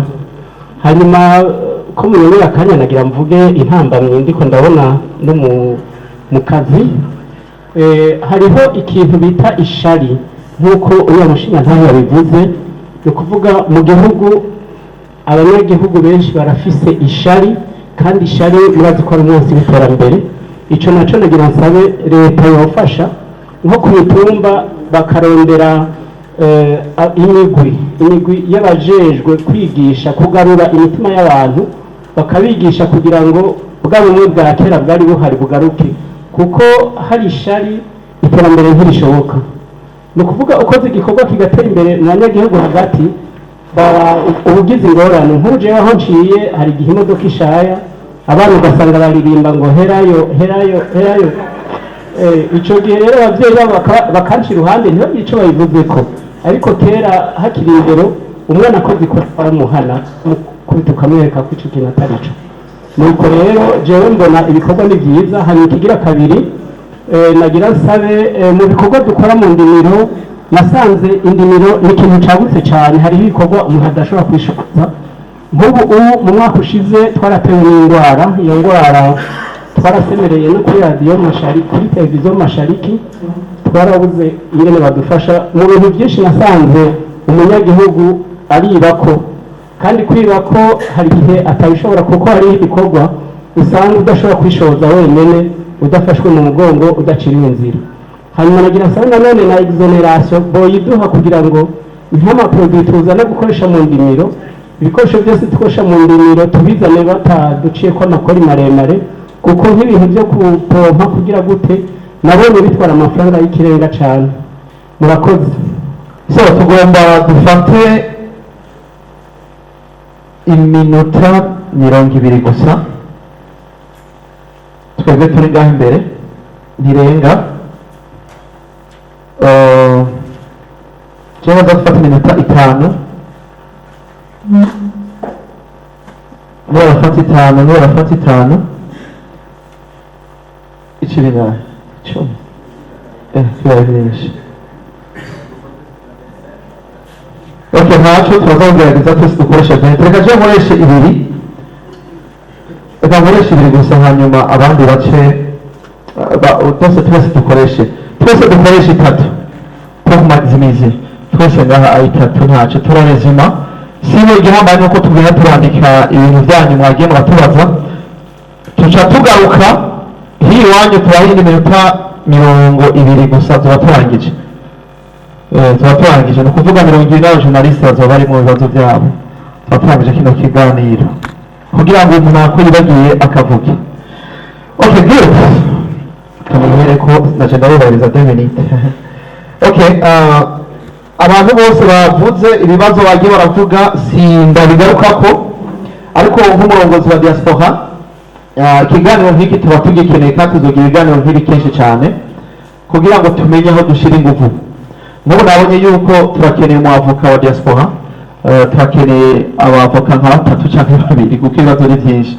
Ivyo rero tugiye kubishyiraho vuba bwangu, icyo ma preoccupation yacu kugira ngo umurundi yavuye hanze y'igihugu akaza mu Burundi ntagire ikibazo twitwa ko tumuserukira. Tutuza rero kubikora twabishyiramo ingufu mu mwanya muto cyane. Hanyuma ku kindi bagiye baravuga ku kijanye n'uwewe yari karabanguranya iyo case est très intéressant, il faut ko tumenya situation yose ingene byagenze n'ingene byagiye biraba kugira ngo ntibisubire muri kino gihugu. Je nibaza ko ari ibintu twese dukwiye gushimangira no guhagararako. Hanyuma abandi bagiye baravuga, sinenda ndavuga byinshi, uriya mu mama yavuze ko afise imanza bakabikaho cyangwa bagumadiza imanza, ivyo bigaruka kuri cya kintu avuga ko tugiye gushiraho abavoka kugira ngo tumenye ninde murundi wo mu mahanga afise urgence. Ico kirahambaye cyane. Hama Christophe yavuze ikintu gikomeye kijanye no kuraba ingene inama nk'izi twozikomeza na cyane cyane kuraba ingene twoterera mu bisata bitandukanye. Nibaza ko mu byo tujejwe navyo tuzobikomeza kugira ngo bigende neza. Hanyuma wavuye muri Texas yavuze ibibazo byo kuri airport n'utundi tugeso, ivyo navyo nyene ntacyo turafise ababijejwe tuzobishikana uko nyene mwagiye murabiduhereza kugira ngo bitore umuti. Hanyuma Jose yavuze ikintu cy'amapasiporo, sinzi yashatse kuvuga ko amahera amaze indwi zigataranka amahera, icyo twumve turaza kukwegera turabe neza ibyo ari byo twumve ingorane aho yubiri. Mu majambo make abandi baraza kumufasha kwishyura ibindi kugira ngo ducungure wa mwanya, ariko nagomba ndababwiye yuko umuntu wese yashikirije icyumviro cyiwe twacanditse kandi tugiye kugikorera akazi kugira ngo turabe yuko twoterera, ariko kandi kugira ngo namwe mwaje ntimucike intege kugira ngo ejo tugaruke twubake kino gihugu cyacu. Imana ibahezagire. Camera rero kuri perezida wa SAD hejeje cyo tubwihera hariya. Murakoze kuma ijambo. Nagomba mbaze shimire abantu bose bafashe ijambo kuko bavuze ibintu by'inkoramutima. Icyo twagira tubabwire nkuko abibabariye nuko ibibazo hariho bafatwa icegeranyo. Iki cegeranyo rero nico tuzokorera ko kugira ngo tubishikiriza aho tugomba kubishikiriza. Ubwa mbere je nabonye ibibazo biri mu mice itatu. Umuce wa mbere ni umuce w'amaserivisi atagenda neza. Ivyo rero tuzobikorera ko byose kugira ngo turabe ingene vyoba ameliore. Nico nibaza tubishikirije tubivuganye n'abasanzwe baraba igihugu. Abari mu bisaha twari twifuje yuko abo mu maserivisi menshi bari kuza muganga ntibyakunze kubera umwanya, ariko nabo bari ngaha baserukira inzego z'igihugu bazotanga raporo. Ikindi nacyo twabonye no mu gisata cy'ubutungane navyo twabonye ko umengo hari ingorane zidasanzwe. Ikindi mwavuze n'ibintu by'amabarabara usanga ugiye haba ibibazo. Ivyo rero n'ibibazo bijanye n'ubukene. Hari ikintu rero agomba garuka ko bavuze c'ishari. Ishari yuko nk'uyu mwavuze ati imodoka ishaye hari abantu baririmba ngo herayo. Iki rero burya n'ingorane ikomeye mu bisaza abantu bagenze hanze barabizi. Hari ikintu bita la classe moyenne. Iyo igihugu itagira ikintu bita classe moyenne burya biba ari ingorane. Classe moyenne ni bamwe bareponda kuri kimwe twita la classe moyenne ni bamwe bimwe bita la satisfaction des besoins fondamentaux. Ni ukuvuga le droit au logement, le droit de manger, le droit de se loger, le droit de se vêtir et de se nourrir. Izo 4 droits fondamentaux zitari garanti mu gihugu, ivyo byisha n'ivyo biba. Ntushobora gutunga wenyene hanyuma ngo uzaze kandi bazoneze igihugu utunze wenyene. Ivyo niwe kwari kibazo. La diaspora rero igomba kugira uruhara n'ivyo.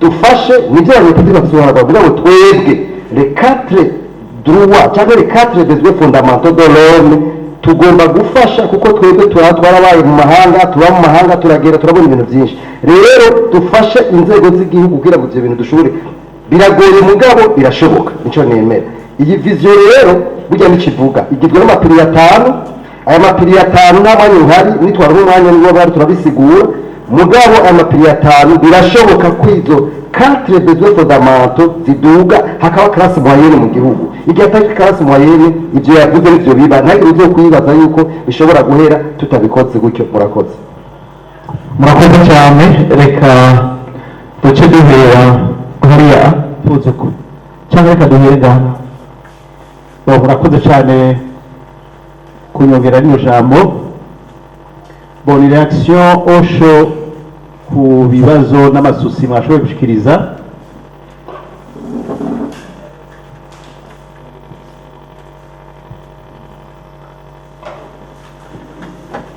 ariko ndavuga ati ngira subize gatonya ku bibazo mwashoboye gushikiriza ariko ntibiza kuba byose nk'uko bagenzi banje bariko barabivuga ibi biteza gushikira inzego zibiraba na cane cane ibi bitagenda mwashikirije ariko ibindi byinshi mwashikirije nagira twese twikomera amashi ngaha twebwe rero ubushikiranganji bw'imigenderanire n'ayandi makungu no gufashanya mu iterambere murazi neza ko tujejwe korohereza diaspora Burundi mwarabyiboneye iminsi bumaze ngaha ubushikiranganji bujejwe imigenderanire n'ayandi makungu gufashanya mu iterambere bwababaye hafi ibi mwashikirije byiza n'amahoro ariko ibindi bitagenda iraturaba twese nk'igihugu ariko na cyane cyane ubushikiranganji bwacu buzofata iya mbere kugira ibitari bike bitorerwa inyishu mwashoboye kuvuga ibijanye no gukora harimo kwitonda amadosiye amwe araba abo muri diaspora hariho abashikirije ibijanye n'amasertificat d'origine nka stere hariya yabivuze ariko reka ndonke mfate kano kanya ndagusabe monsieur Aster muze muvugane na BBN ikorera mu bushikiranganji mu byo bujejwe hari mu budandaji ibi bijanye na certificat d'origine hariho intambwe imaze gutegwa kuri byo kandi intambwe iboneka yisunze uko ibihugu hano mu karere biriko birakorana muri no muryango wa Afrika w'ubuseruko twebwe rero turamaze kuronka amasertifika atari make kandi ashigikiwe n'ibyo bihugu nyene mwadondaguye ubu ibitari bike biriko birafata umurongo nta ntambamizi hari nk'uko mwabishikirije ahubwo uragenda babasigurire neza uwo yinuba produit zawe usubira inyuma ufise inyishu umuha ku rwego turiko rurashimishije naho tubandanya turondera n'izindi certifica kugira tubandanye turampisa les normes n'amastandard asabwa mwarakurikiranye hariho na projet markup iriko irafasha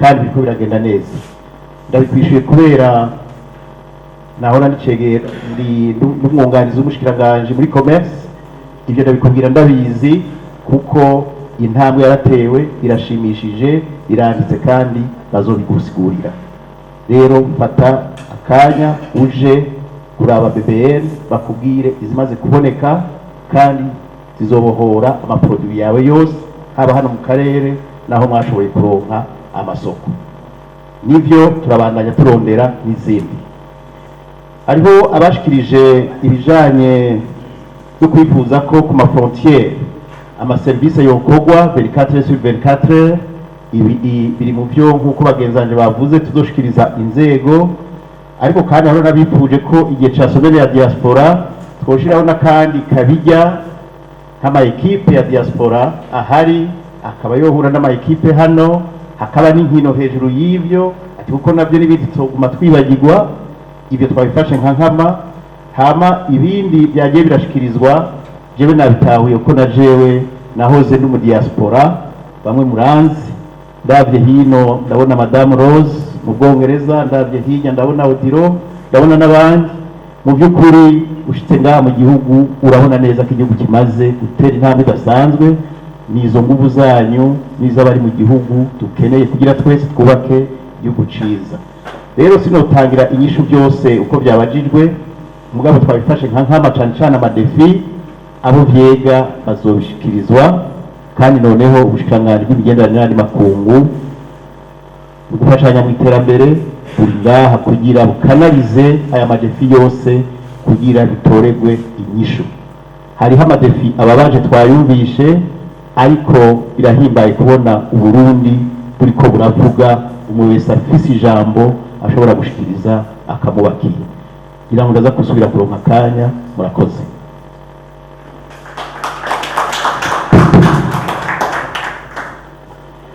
Yego mwakoze nanje kuba nsubiye kuronka kano kanya kugira ngo ngire icyo nshikirije ku byavugiwe hano, cyane cyane ndakugaruka ku mboneko bitamaze gutangirwa ko inyishu kugira ngo dushunguze umwanya umwete. Mu gutangura rero sinza kugaruka ku mazina y'abagiye barashikiriza ivyiyumviro, ariko nagerageje kwegeranya ivyiyumviro nyamukuru byagiye birashikirizwa kugira ngo bimwe ngire icyo ndabivuze ko. Muri rusangi hari ibyavuze bijanye n'amaserivisi yikwega hano mu gihugu cyacu. Ivyo hari ibyo tubona na twebwe n'ibyo turabizi. N'akarorero nk'ubugiye na jewe nandabibona abwiye nko mu mabanke, ugasanga aho waruzi ko biza kunyaruka bigiye gusaba, na cyane cyane ugiye gutora amafaranga wabikijeyo, ugasanga urahamaze umwanya utari muto. Ivyo rero ntawe bideha, turazi ko hari aho bikiri. Hanyuma havuzwe kandi iciyumviro c'uko twokora amasaha 28 ku 28, na cyane cyane abavuze yuko nko ku mipaka vyokorwa. Ivyo n'iciyumviro ciza. Hari abavuze ibijanye no gusaba amajambo, gusaba ijambo wituye ubucankuri asanzwe afishagejwe muri leta, hanyuma ukaribura. Ivyo navyo twavyumvise, twumvise washikirije iciyumviro kijanye n'uko abantu kwiga kwakira neza abantu. Ivyo byose twavyumvise. Ico novuga muri make kuri ivyo nuko turavye iyi mbonakazoza y'igihugu Burundi bwifashe mu 2040 biteye imbere mu 2060, pilier ya mbere ni engagement de l'État. Engagement de l'État rero harimwo determination ya leta gutorera umuti intambamyi y'ivyo byose mwavuze. Ibi ndabivuga nk'ubizi kuko kuba batari babizi, jewe ndi umwe mu bahinga bakoze irya vision. Rero akari mu nda y'ingoma bavuga ko kamenya n'uwayikanye. Nibaza yuko ntarandiriye, nzi neza yuko leta ifise determination nini cyane gose kugira ngo ibitorere umuti, cyane cyane igwanye bimwe mwavuze by'ibiturire bikibonekeza, igwanye bimwe mwavuze by'abantu bakira na abantu kutariko kuri aeroport. Byose twabyumvise. Imumba yuko hajya no mu bushikiro bw'igihugu, birumvikana yuko rero leta ariho itegereza guhera, kandi ibikenewe byose biriko birigwa, ingingo ziko ziragereza gufata kugira ngo bigende neza. Mwavuze ibindi by'intambamyi zijanye n'ibyo dusanzwe twari tumaze iminsi, cyane cyane nk'iby'ibitoro, ibijanye n'amatara adakwira, ibijanye na internet, amabarabara atameze neza. Mugiye kubiraba muza gusanga nibi mwirya vize nyine ndiko ndavuga harimo ama objectif afatiye kuri ibi kugira ngo kuko ibi nibyo twita ama infrastructure physique, amabarabara n'ibindi. Ibyo byose rero hari itegekanijwe kuzokorwa kugira ngo izo ntambamyi zihave. Hanyuma ntimwokwibagiza kandi yuko nk'iby'igitoro, imvo nyamukuru murazizi zimwe zimwe, iby'intambara yo muri Ukraine yatumye les circuits d'approvisionnement ziba perturbé, ariko kandi ntawo kwibagiza yuko n'igihugu cacu kimaze iminsi kidafise amafaranga mvamakungu akwiye. Navyo nyene rero bikajamwo. ariko ikintu ndakivuze kugira ngo rero mwumve uruhara rw'abantu basanzwe baba mu mahanga b'abarundi mushobora kugira mu guterera rero mu gutorera inyishu ibibazo bene ibi kumbura iki umuntu yava kigarukako ariko hari imigambi mwebwe nyine musanzwe muriko murakora nimwayikora ari myinshi ngaha mu Burundi tukaba tuzi yuko iyo musanzwe murangurira imirimo muhembwa mu mafaranga y'amanyamahanga turizeye neza yuko ayo mafaranga niyo aba menshi agashika muri iki gihugu nk'ibi bijanye n'ivy'ibitoro bimwe bimwe bizogabanuka ibijanye n'ivy'ama internet mwumvise ko hariho umwe yamaze gushikiriza hafi umugambi wo kugira ngo akwize ibikenewe mu gihugu kugira ngo nk'ibi bya internet ikibazo cya internet gihave ndabizi jewe namaze no kumwakira arabizi aca ndanagira ko mvuga nti rero naho hariho amaserivisi tuvuga yuko rimwe na rimwe bishika bikagorana kuronka ababa bayahagarariye ariko kandi ntawe generaliza ngo tuce tuvuga yuko amaserivisi yose y'igihugu adakora neza ngo abantu have babifata ukutariko ngaho uburorero buriho muri mwebwe nyene sino bigaragara ko byaba bitwara umwanya mwinshi nko mu gihugu dusanzwe turongoye ndazi neza ko tumaze kwakira abatari bake mu ba diaspora kandi bari ngaha ndazi neza ko harimwo abantu bamaze kuza gusaba ya mavantage mwavuga bamwe bamwe bavuga vy'amaexoneration kuva mushitse ngaha bamaze no kuyaronka aha rero jyago no bahamagarira abafite imigambi yose ishobora kuba iri eligible kugira ngo ironke ayo mavantage nabo nyene kwikubita agashi ahubwo banyaruke kugira ngo tubaronse ubwo burusha reka mbega none Fabrice yoba atari umwana nk'abandi w'umurundi nk'abandi aha inyinshi nagomba gutanga no kugira ngo n'abandi bose bavyumve eka mbere niwe yaserukiye Fabrice avyumve aze no kubishikiriza neza twebwe nka ADEP mu gutanga amavantage icyo yita les avantages douaniers fiscaux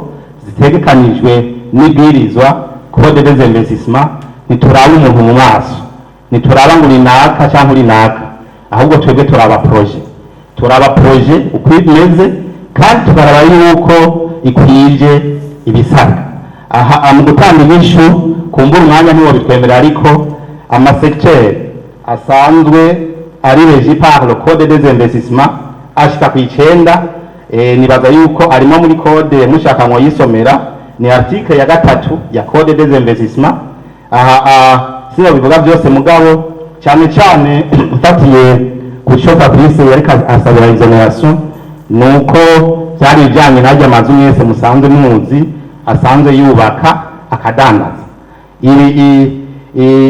point ya 4 niyo ivuga ibijyanye n'ama investissement aja mu bintu nk'ibyo bya tourisme aménagement et industrie touristique ainsi que les autres activités hôtelières nta kindi kivuga ibintu bijanye n'amazu icyo novuga ni iki nuko code des investissements ntiha ama exoneration umuntu aje kubaka inzu ashaka kudandaza icyo ni cyambere iha umuntu aje kubaka dufate nk'ihotel ari hotel cyangwa appartement hotel n'andi ma investissement touristique hanyuma kandi agakreya akazi ni ukuvuga yuko umaze kubaka nk'iyo hotel n'akarorero hariho abantu uzokoresha muri iyo hotel uzoha akazi ukabarihira ama impôts sur le revenu d'âme ukabarihira muri INSS hanyuma kandi kimwe ukongera ko nuko ikintu cyose cyarose exoneration kirazira yuko gihindura iminwe y'uwakiro ya nyeneco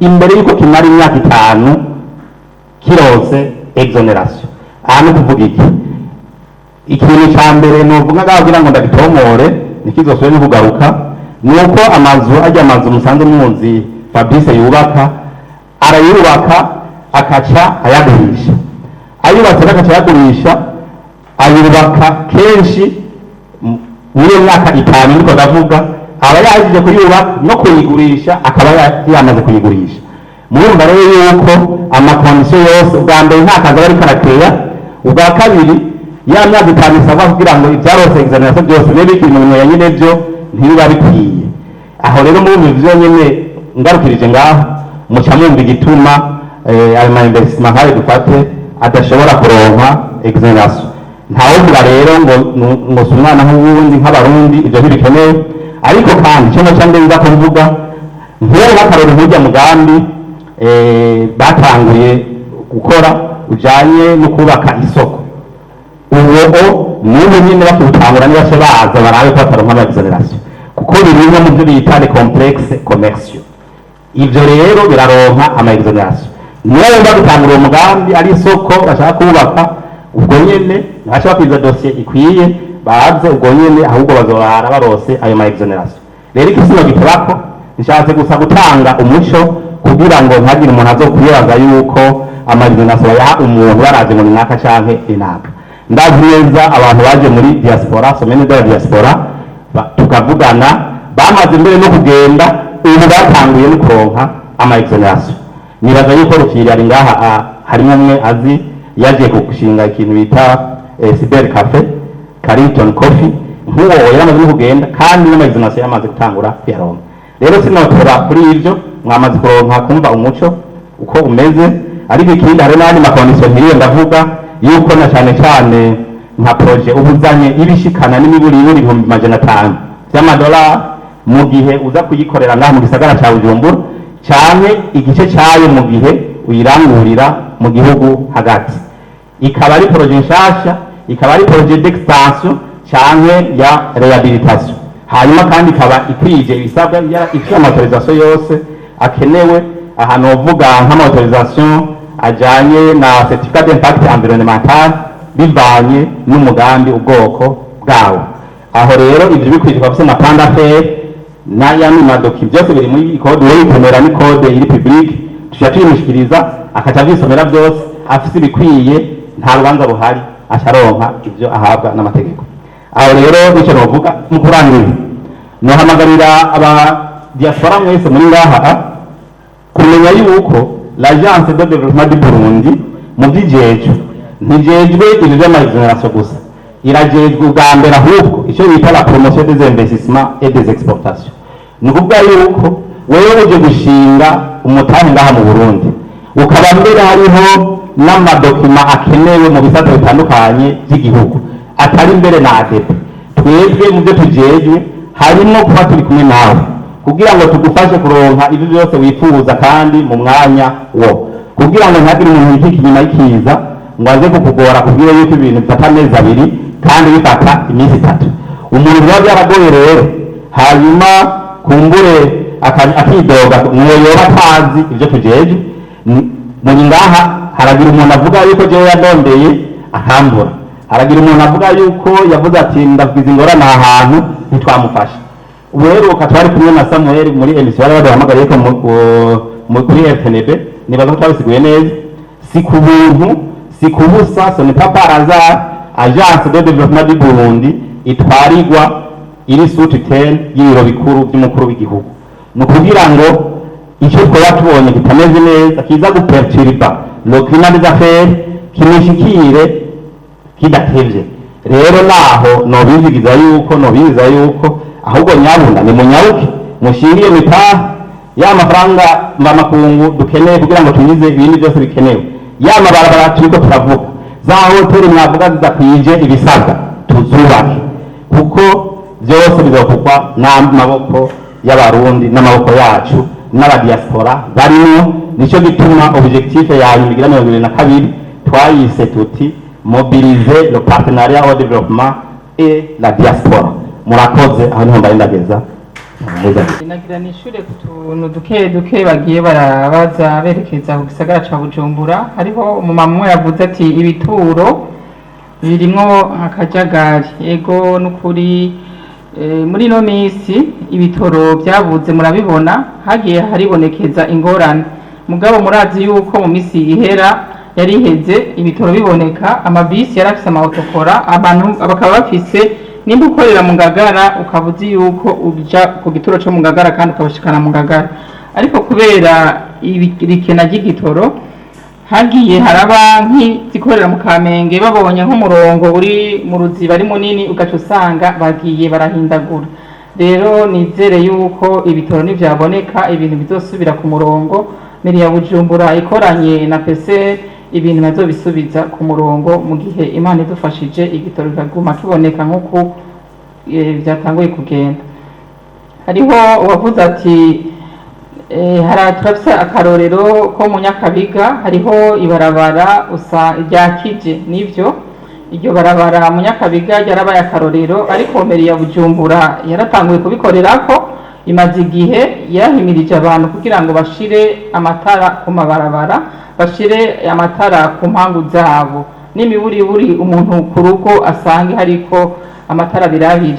Ariko meri ya Bujumbura yaragirije amanama, murazi ko abantu guhozako hari aho byabaye hari n'aho bitabaye, ariko ubu bafashe ingingo y'uko meri ya Bujumbura izohora itwara amatara ku rupangu rw'umuntu, hanyuma agaheza amafaranga yakoreshejwe uwo muntu agaca aza kuyarira. Rero twagira tubatumirire namwe bwe nyene ubishoboye nk'abadiaspora, nk'abantu bafata mu mugongo igihugu, namwe bwe nyene murashobora kuvuga muti reka dushire hamwe uburyo bwacu, iri barabara kanaka natwe rize ritwitirirwe, kuko na Nyakabiga hariho uwabagiye imbere barakora kijya gikorwa. Hariho wavuze ati nukuri gisagara kiracapfuye, ni barabe merikorane n'abashodo zone. Murazi yuko turi mu mugambi bise zero deshe, kandi ico gikorwa kiriko kirakorwa neza, nibaza ko hariho nk'akarusho. Ariko nyene ngarutse hahandi kuri bimwe vy'igitoro, usanga ivyo begeranirije bakuye mu furege, ugaca usanga ya mabeni abitwara ntaronse igitoro kugira ngo aca bitwara imicafu aho yagenewe, ugaca usanga ya micafu rero irasubiriye kusubira mu mifurege. Rero nivyo no kubandanya tugerageza dufashanya twese, kuko isuku ni rya twese, kuko aho tubaye namwe bwaho mwashikiye, nibaza yuko ni mu babanyi, ni mu bagenzi, ni mu bavyeyi, ni uguhimiriza ya suku rikabandanya riba ryiza. Mwavuze muti, hariho n'uwavuze ati Murundi aba hanze, ati turifuza yuko meri na ADB na Ministeri ya Neje Mine yodufasha kugira ngo tugirane inama n'abadiaspora kugira bashobore guterera mu vy'igitoro. Ubu ni umugambi mwiza cyane cyane rwose, ntaworeka kuwushima. Rero mwifuza gutegura iyo nama muzotumira meri, ndibaza yuko igikorwa nk'icyo ntituzoreka kucitaba, kugira ngo twumvirize ivyiyumviro byanyu, duterere kugira ngo ibintu bigende neza, musahirize igihugu canyu c'amavukiro, kuko ni impetso ya twese.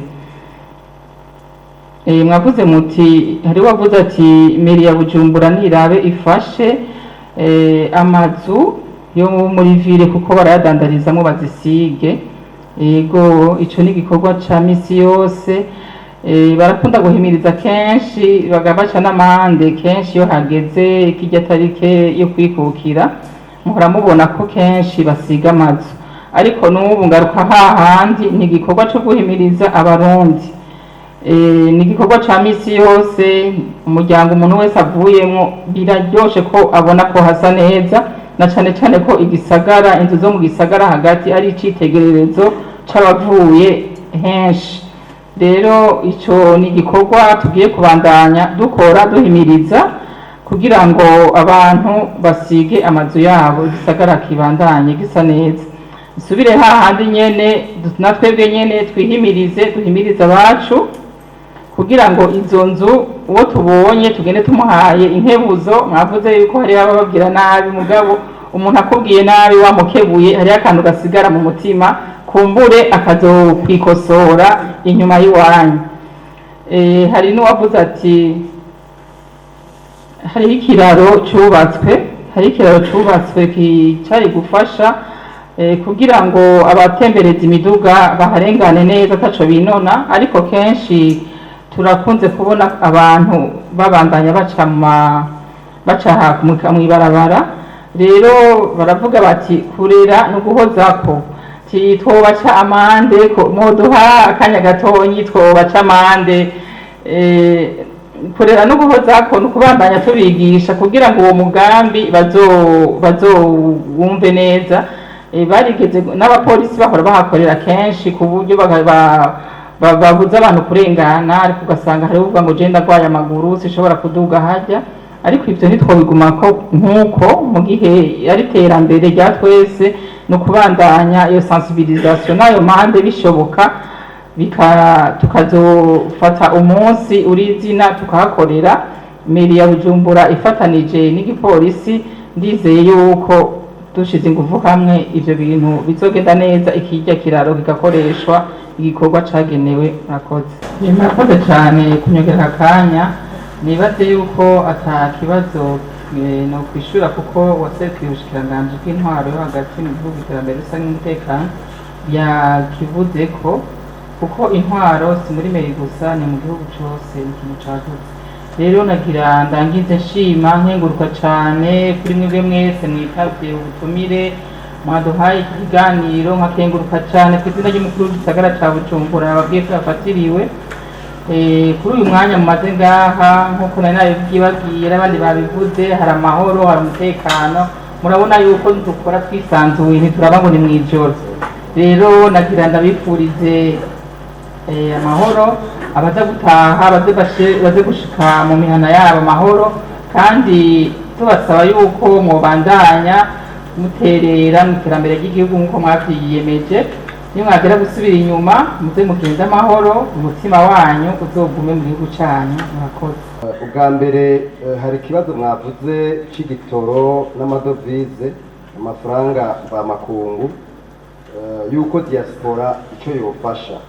Jewe nibaza yuko turiko turitunganya kuko nibaza ko nivyo tumaze kugera ko atari bike. N'ubu ndazi neza yuko tuzofasha mu vyo dushoboye, kuko muri diaspora hari ico nokwita l'expertise zose zishoboka.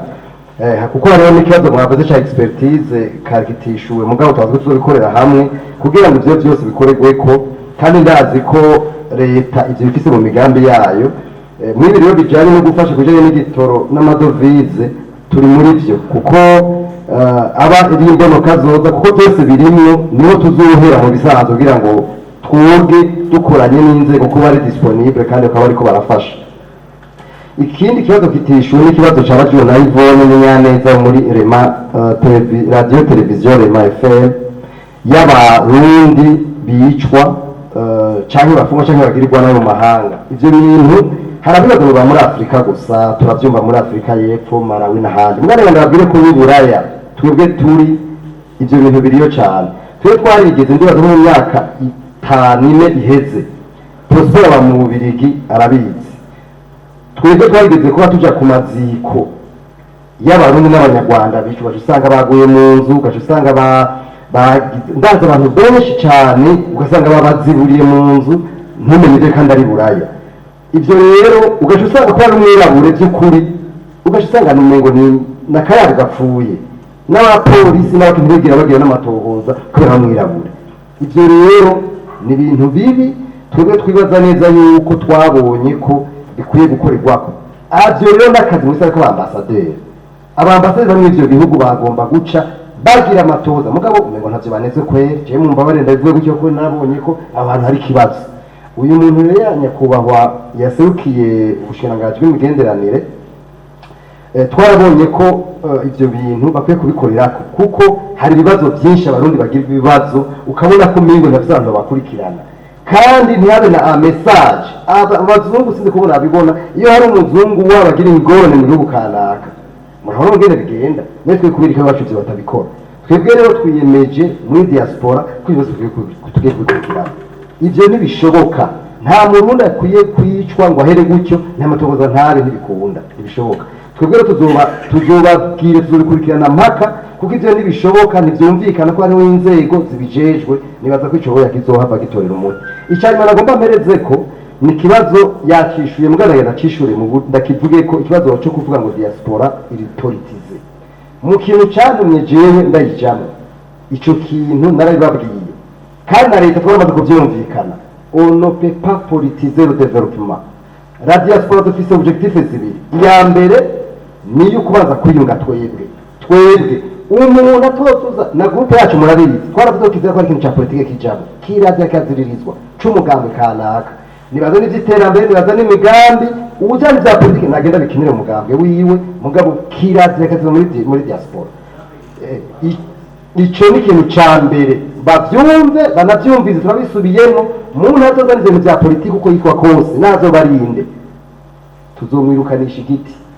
abyumve kirazira twebwe twaragiye gutanga ibintu mu Kayanza mu ndwi iheze mu segonda umwe hanyuma haza umuntu yambaye umupira w'umuganga ntuze kuvuga twaramusohoye kuko kirazira turi mu iterambere kandi abazi ko amatari bari musitanteri n'abandi kubera iki dushaka ko iterambere riba iterambere rya bose ntihagire umugambwe kanaka uza kubyivangamo twebwe tuje tuzobikora kandi umunsi buramuka abayipolitiki niyo munsi niba ndayisohotsemo kuko kirazira tushaka kubona diaspora mu bantu bose ibura ivyo bibazo byaraduteye ibibazo barabizi bo tubari buraya n'abandi ukasanga bakavuga ngo ibintu bibaye nibyo mugambi kanaka ibyo kirazira uzobishobora azobikora mugabo cyese nzoba ndimo kandi azi ko n'abandi benshi ibyo ariko bavyumva murakoze bo hariho wabajije ikibazo ati mbega nk'abari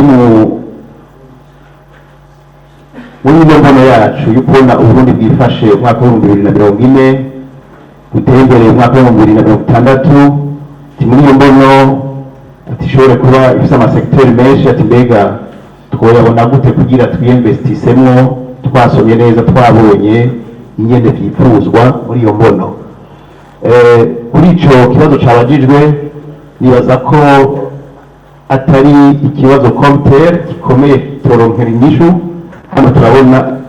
hano turafise imbona kazoza i Burundi iri ngaha iri disponible kuba ari wese ashobora kuyirondera akayironka akayisoma akayitahura bibaye ngombwa akayitahuzwa ku buryo muri ayo masekiteri muba mwifuza kumenya neza uburyo twayafashe muca mubwisomera mukabibona hariho ubundi yabajije ikibazo ati environnement turabona ibintu bijanye na inondation n'iki ti mbega hoba hariko harakorwa iki yaba diaspora iriko irabikora kw'iki canke leta ku bijanye n'uruhande rwa leta murazi yuko akigoro kari ngaho nyene turiko turagerageza turabe yuko ivyabaye bitosubira kuba kandi hariho n'abariko barashigikira igihugu cacu kuri uwo mugambi kugira ibikunze kuba bivuye kuri inondation tubitorera inyishu ni igikorwa gikomeye mugabo leta yaragihagurukiye ku bijanye n'ibi bivuzwe by'abarundi bashobora kuba bariko baricirwa hanze nivyo biravugwa birandikwa n'abantu benshi hariho bibaza ko ubuserukizi bw'uburundi buri hanze ko ataco buriko burabikorako habe namba ubuserukizi bw'uburundi buri hanze ngaho na cane cane aho biriko birabera abambasaderi barabifise ku mutima barabyitayeho ndetse cane kandi murazi neza ko ubushikiranganji bw'imigenderanire n'ayandi makungu no gufashanya mu by'iterambere mu byo bujejwe harimo gukingira abarundi n'ivyabo ndetse no gukingira inyungu z'uburundi rero ibintu bijanye n'iki kibazo carahagurukiwe abambasaderi bariko barabikurikirana raporo ziratangwa kandi koko zitegerezwa gutangwa kugira dutorere inyishu iki kibazo ariko hari wabivuze ati nibirinde kuba banyamwigendako babarundi bagenda iyo bari ugasanga ntashaka kumenyekana ugasanga n'ibyo mubako ntishobora kumenyekana ibi bintu tubyirinde tuby'ubuzimu tuje ubuntu dukorere hamwe dufatane mu nda naho ubundi ho abambasaderi b'Uburundi aho hanze bari ku kivi hariho ubundi yabajije ikibazo kijanye iki bacishuye iki ndabona bacishuye nibaza ko ntukigarukako nibaza ko nza gusubira kuronka ijambo mu kanya gakurikira murakoze twumvirize bimwe mu byo mwabonye mu minsi maze ngaha reka mbere twoshingira ku kugira ngo dutere intambwe mu gushikira yambona kazoza yacu rero mu gusozera nagomba ndabibutse yuko mu byo twebwe tubiteze ko ubwa mbere ntobishyira mu migwi jewe itatu icya mbere nicyo twamaze kuvuga kijanye n'amainvestisement musanzwe mukora umwe ku ruhara rwiwe canke mukorera hamwe ico sino kirangira ko twamaze kukivuga gusa ico mwabibutsa nuko mumenye yuko muri priorite za leta harimo kandi no gushinga imitahe muciye muri bwa buryo bushasha bumwe bita les contrats PPP, les partenariats public-privé. Mu kurangiza ndaza kukivuga ari naho rimwe na rimwe dusanga mbere na ya masektere na nimvuga usanga muri code des investissements adategekanijwe yuko aronka ama exoneration, ahubwo uciye mwizo contrat iyo disposition ishobora gushyirwamo, noneho mu byo leta yemereye umu investisseur ikagishyiramo ikavuga iti tuzokoronsa les avantages du code, twebwe rero tugaca duheza tukabikora.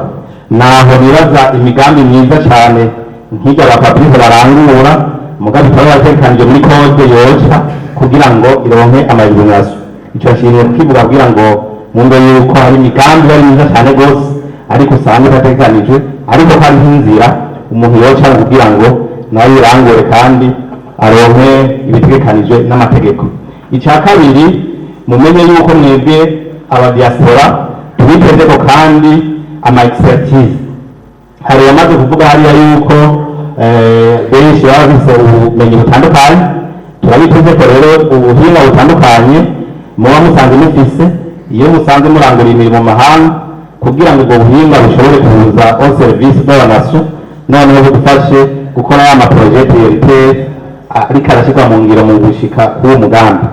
Ubwa gatatu, tubiteze ko yuko mudufasha kumenyekanisha igihugu cyacu neza mu mahanga. Ibi ndabivuze kubera yuko mu kigo nsanzwe ndongoye hariho tuko turatunganya icyo twita strategy marketing plan. Iyo strategy nayo izo ari strategy ishingiye novuga kuri kampani yo kumenyekanisha ibyiza by'Uburundi, ubwiza bw'Uburundi, kugira ngo abanyamitahe bashobore kudushwara, eka mbere na barokerarugendo nabo nyine bashobore kutugendera.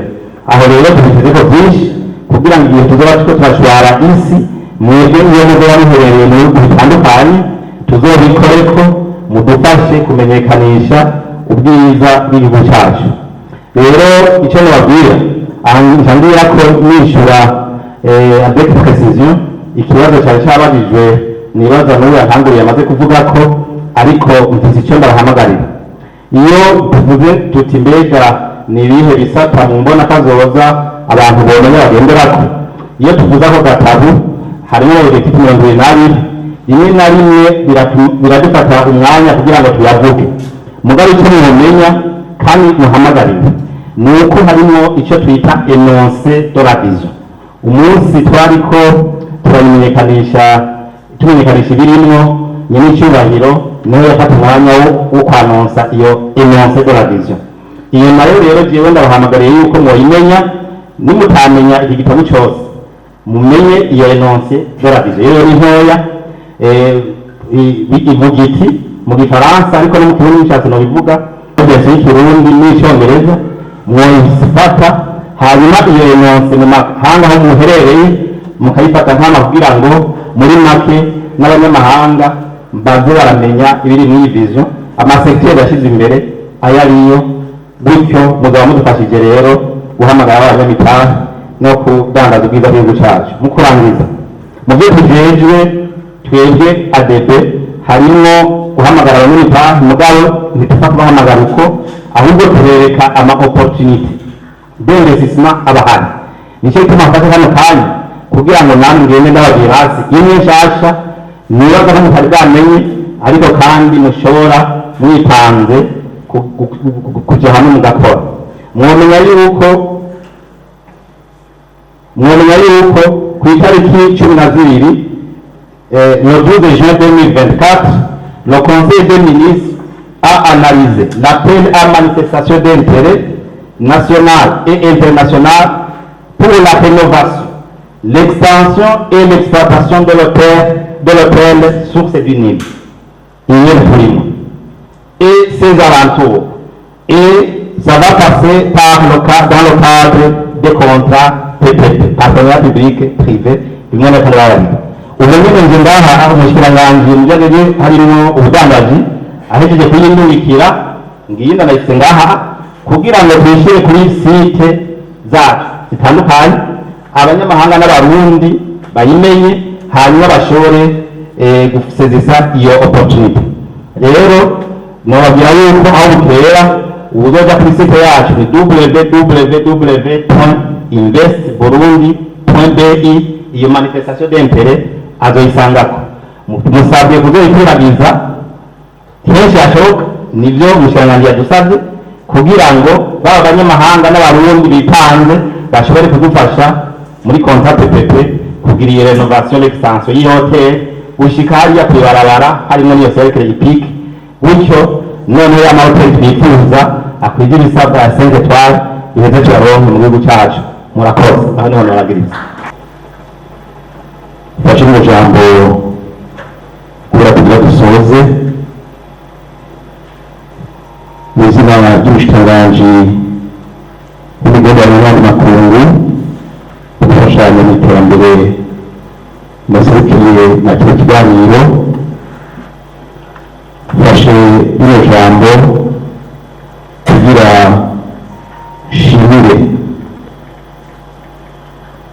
abarongoye diaspora uno munsi,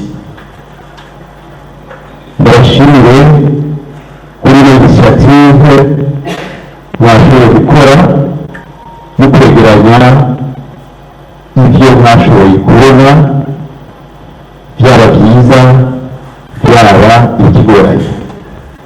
Rero iyo initiative nyakubahwa Samuel Ndayiragije mutanguje initiative nziza kuko yereka igihugu ivyo diaspora ivuye mu gihugu ibonye ishimye n'utundi tugize utunenge. Iduha raporo na cane cane ihagaze kuri twa tunenge dutegerezwa kubandanya dukosorwa. Nagira nsabe mu izina ry'umushikiranganji tugukomere amashi, twongere dukomere amashi biro yose mufatanyije mwa kino gikorwa kidasanzwe cyo kurongora diaspora barashinze. Ubwenge murabufise, ubushobozi murabufise, ugushaka murabufise kukwegeranya abana b'Uburundi baba hanze cyangwa bakorera hanze kugira babandanye bakunda igihugu gusumba, bongere baje mu bikorwa byo kwiteza imbere, igihugu kibandanye gishikira ya mbono y'akazoza twihaye.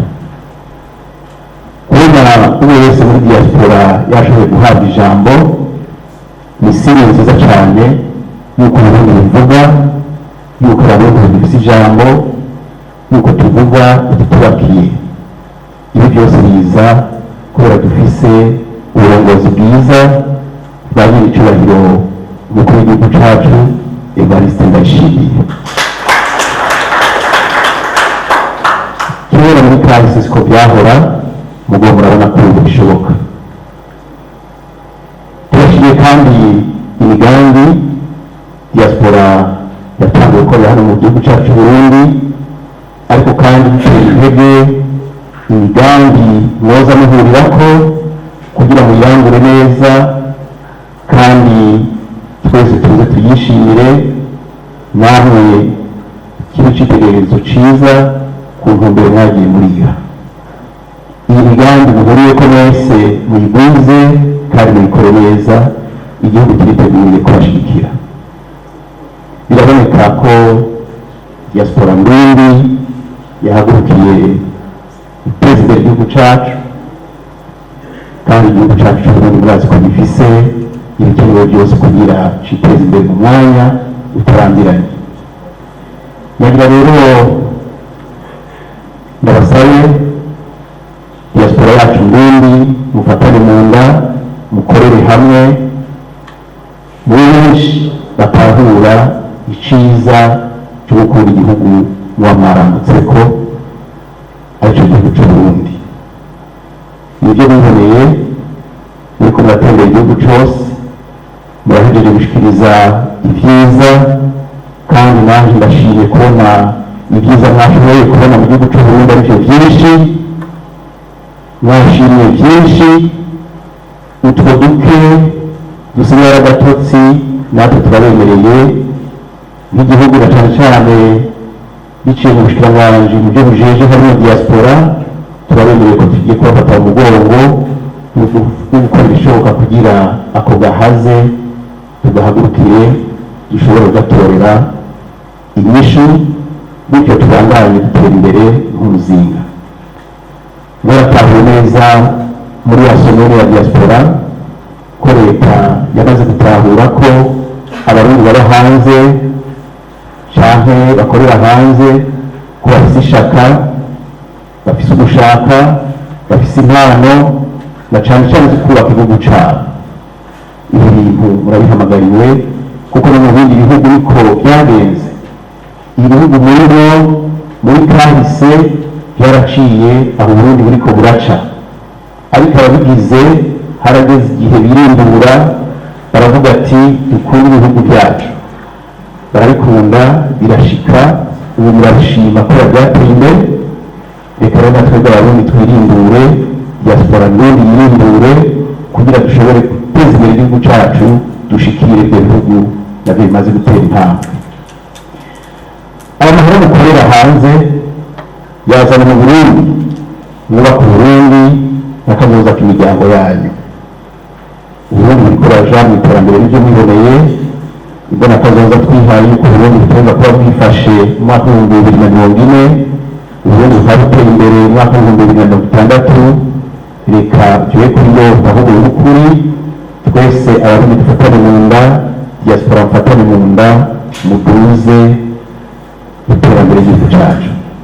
Rero murabizi ko n'icyubahiro baba yadusabye ko twahindura ingendo tugahindura changement de mentalité kugira tubabanire na ya migenzo yo kwigenda ko aho nyabona tuje hamwe, kandi diaspora turasabye ngira Imana indongozi mufise yabivuze irabisubiramwo yuko igiye kubashira hamwe gusumba kugira mugure kandi mubone imboro Burundi bwihaye kwiteza imbere nk'igihugu. Ndagira rero shime bijya byiza byinshi mwabonye, hanyuma mu izina ry'ubushikiranganji naje ngiye kurangiriza hano subira gushimira biro ya diaspora n'uburongoye kubera ingendo nziza mwafashe, yuko mbere yo gusubira mu bihugu mwazananyemo yuko mwokwirindira mugasigara mudutekereye raporo nziza, tugasigara turayikorera ko natwe nk'igihugu. Rero nyakubahwa urongoye diaspora, bari diaspora muri ngaha nimuje ku kivi, ja ku kivi mukore ibikora inka, muteze imbere igihugu cyacu. Nobuza ngaho rero natwebwe mu bushikiranganji tubabwira ko tubonye gukora ibyo byose bishoboka mu byo mwasabye kugira tuborohereze, kuko igihugu turwanira guteza imbere igihugu cyacu twese, kandi ni nayo ntego ya twese dufise hano. Abanobuza ngaho Imana irahezagire, murakoze. Les confessions religieuses ubu twongera ko avec la diaspora n'ukuri ndabatumirire kugaragaza izi engagement mugize na cyane cyane ziriya sacrifice mwamaze twabikurikiye twese. None kandi tubona ko arwanya ingurukire mwese mwatunganije ikiganiro mwakitabye, na cyane cyane abanyamakuru muri benshi, ndanabasaba kuza kwandika neza ibintu babitomboye neza, bagiye usanga baja usanga mu Gifaransa agoye cyari mukayandika ukundi mugize amakenga mubaza tuba tuhari twebwe perezida nk'abandi n'abandi nk'abo babona kugira ngo utange ka extrait kari kuri pagina no bwari gatowe, ariko usanga muri yanditse akantu ugasanga yihuse ugacisha ukaziya ntambwe zose mwatwigishije collecte traitement et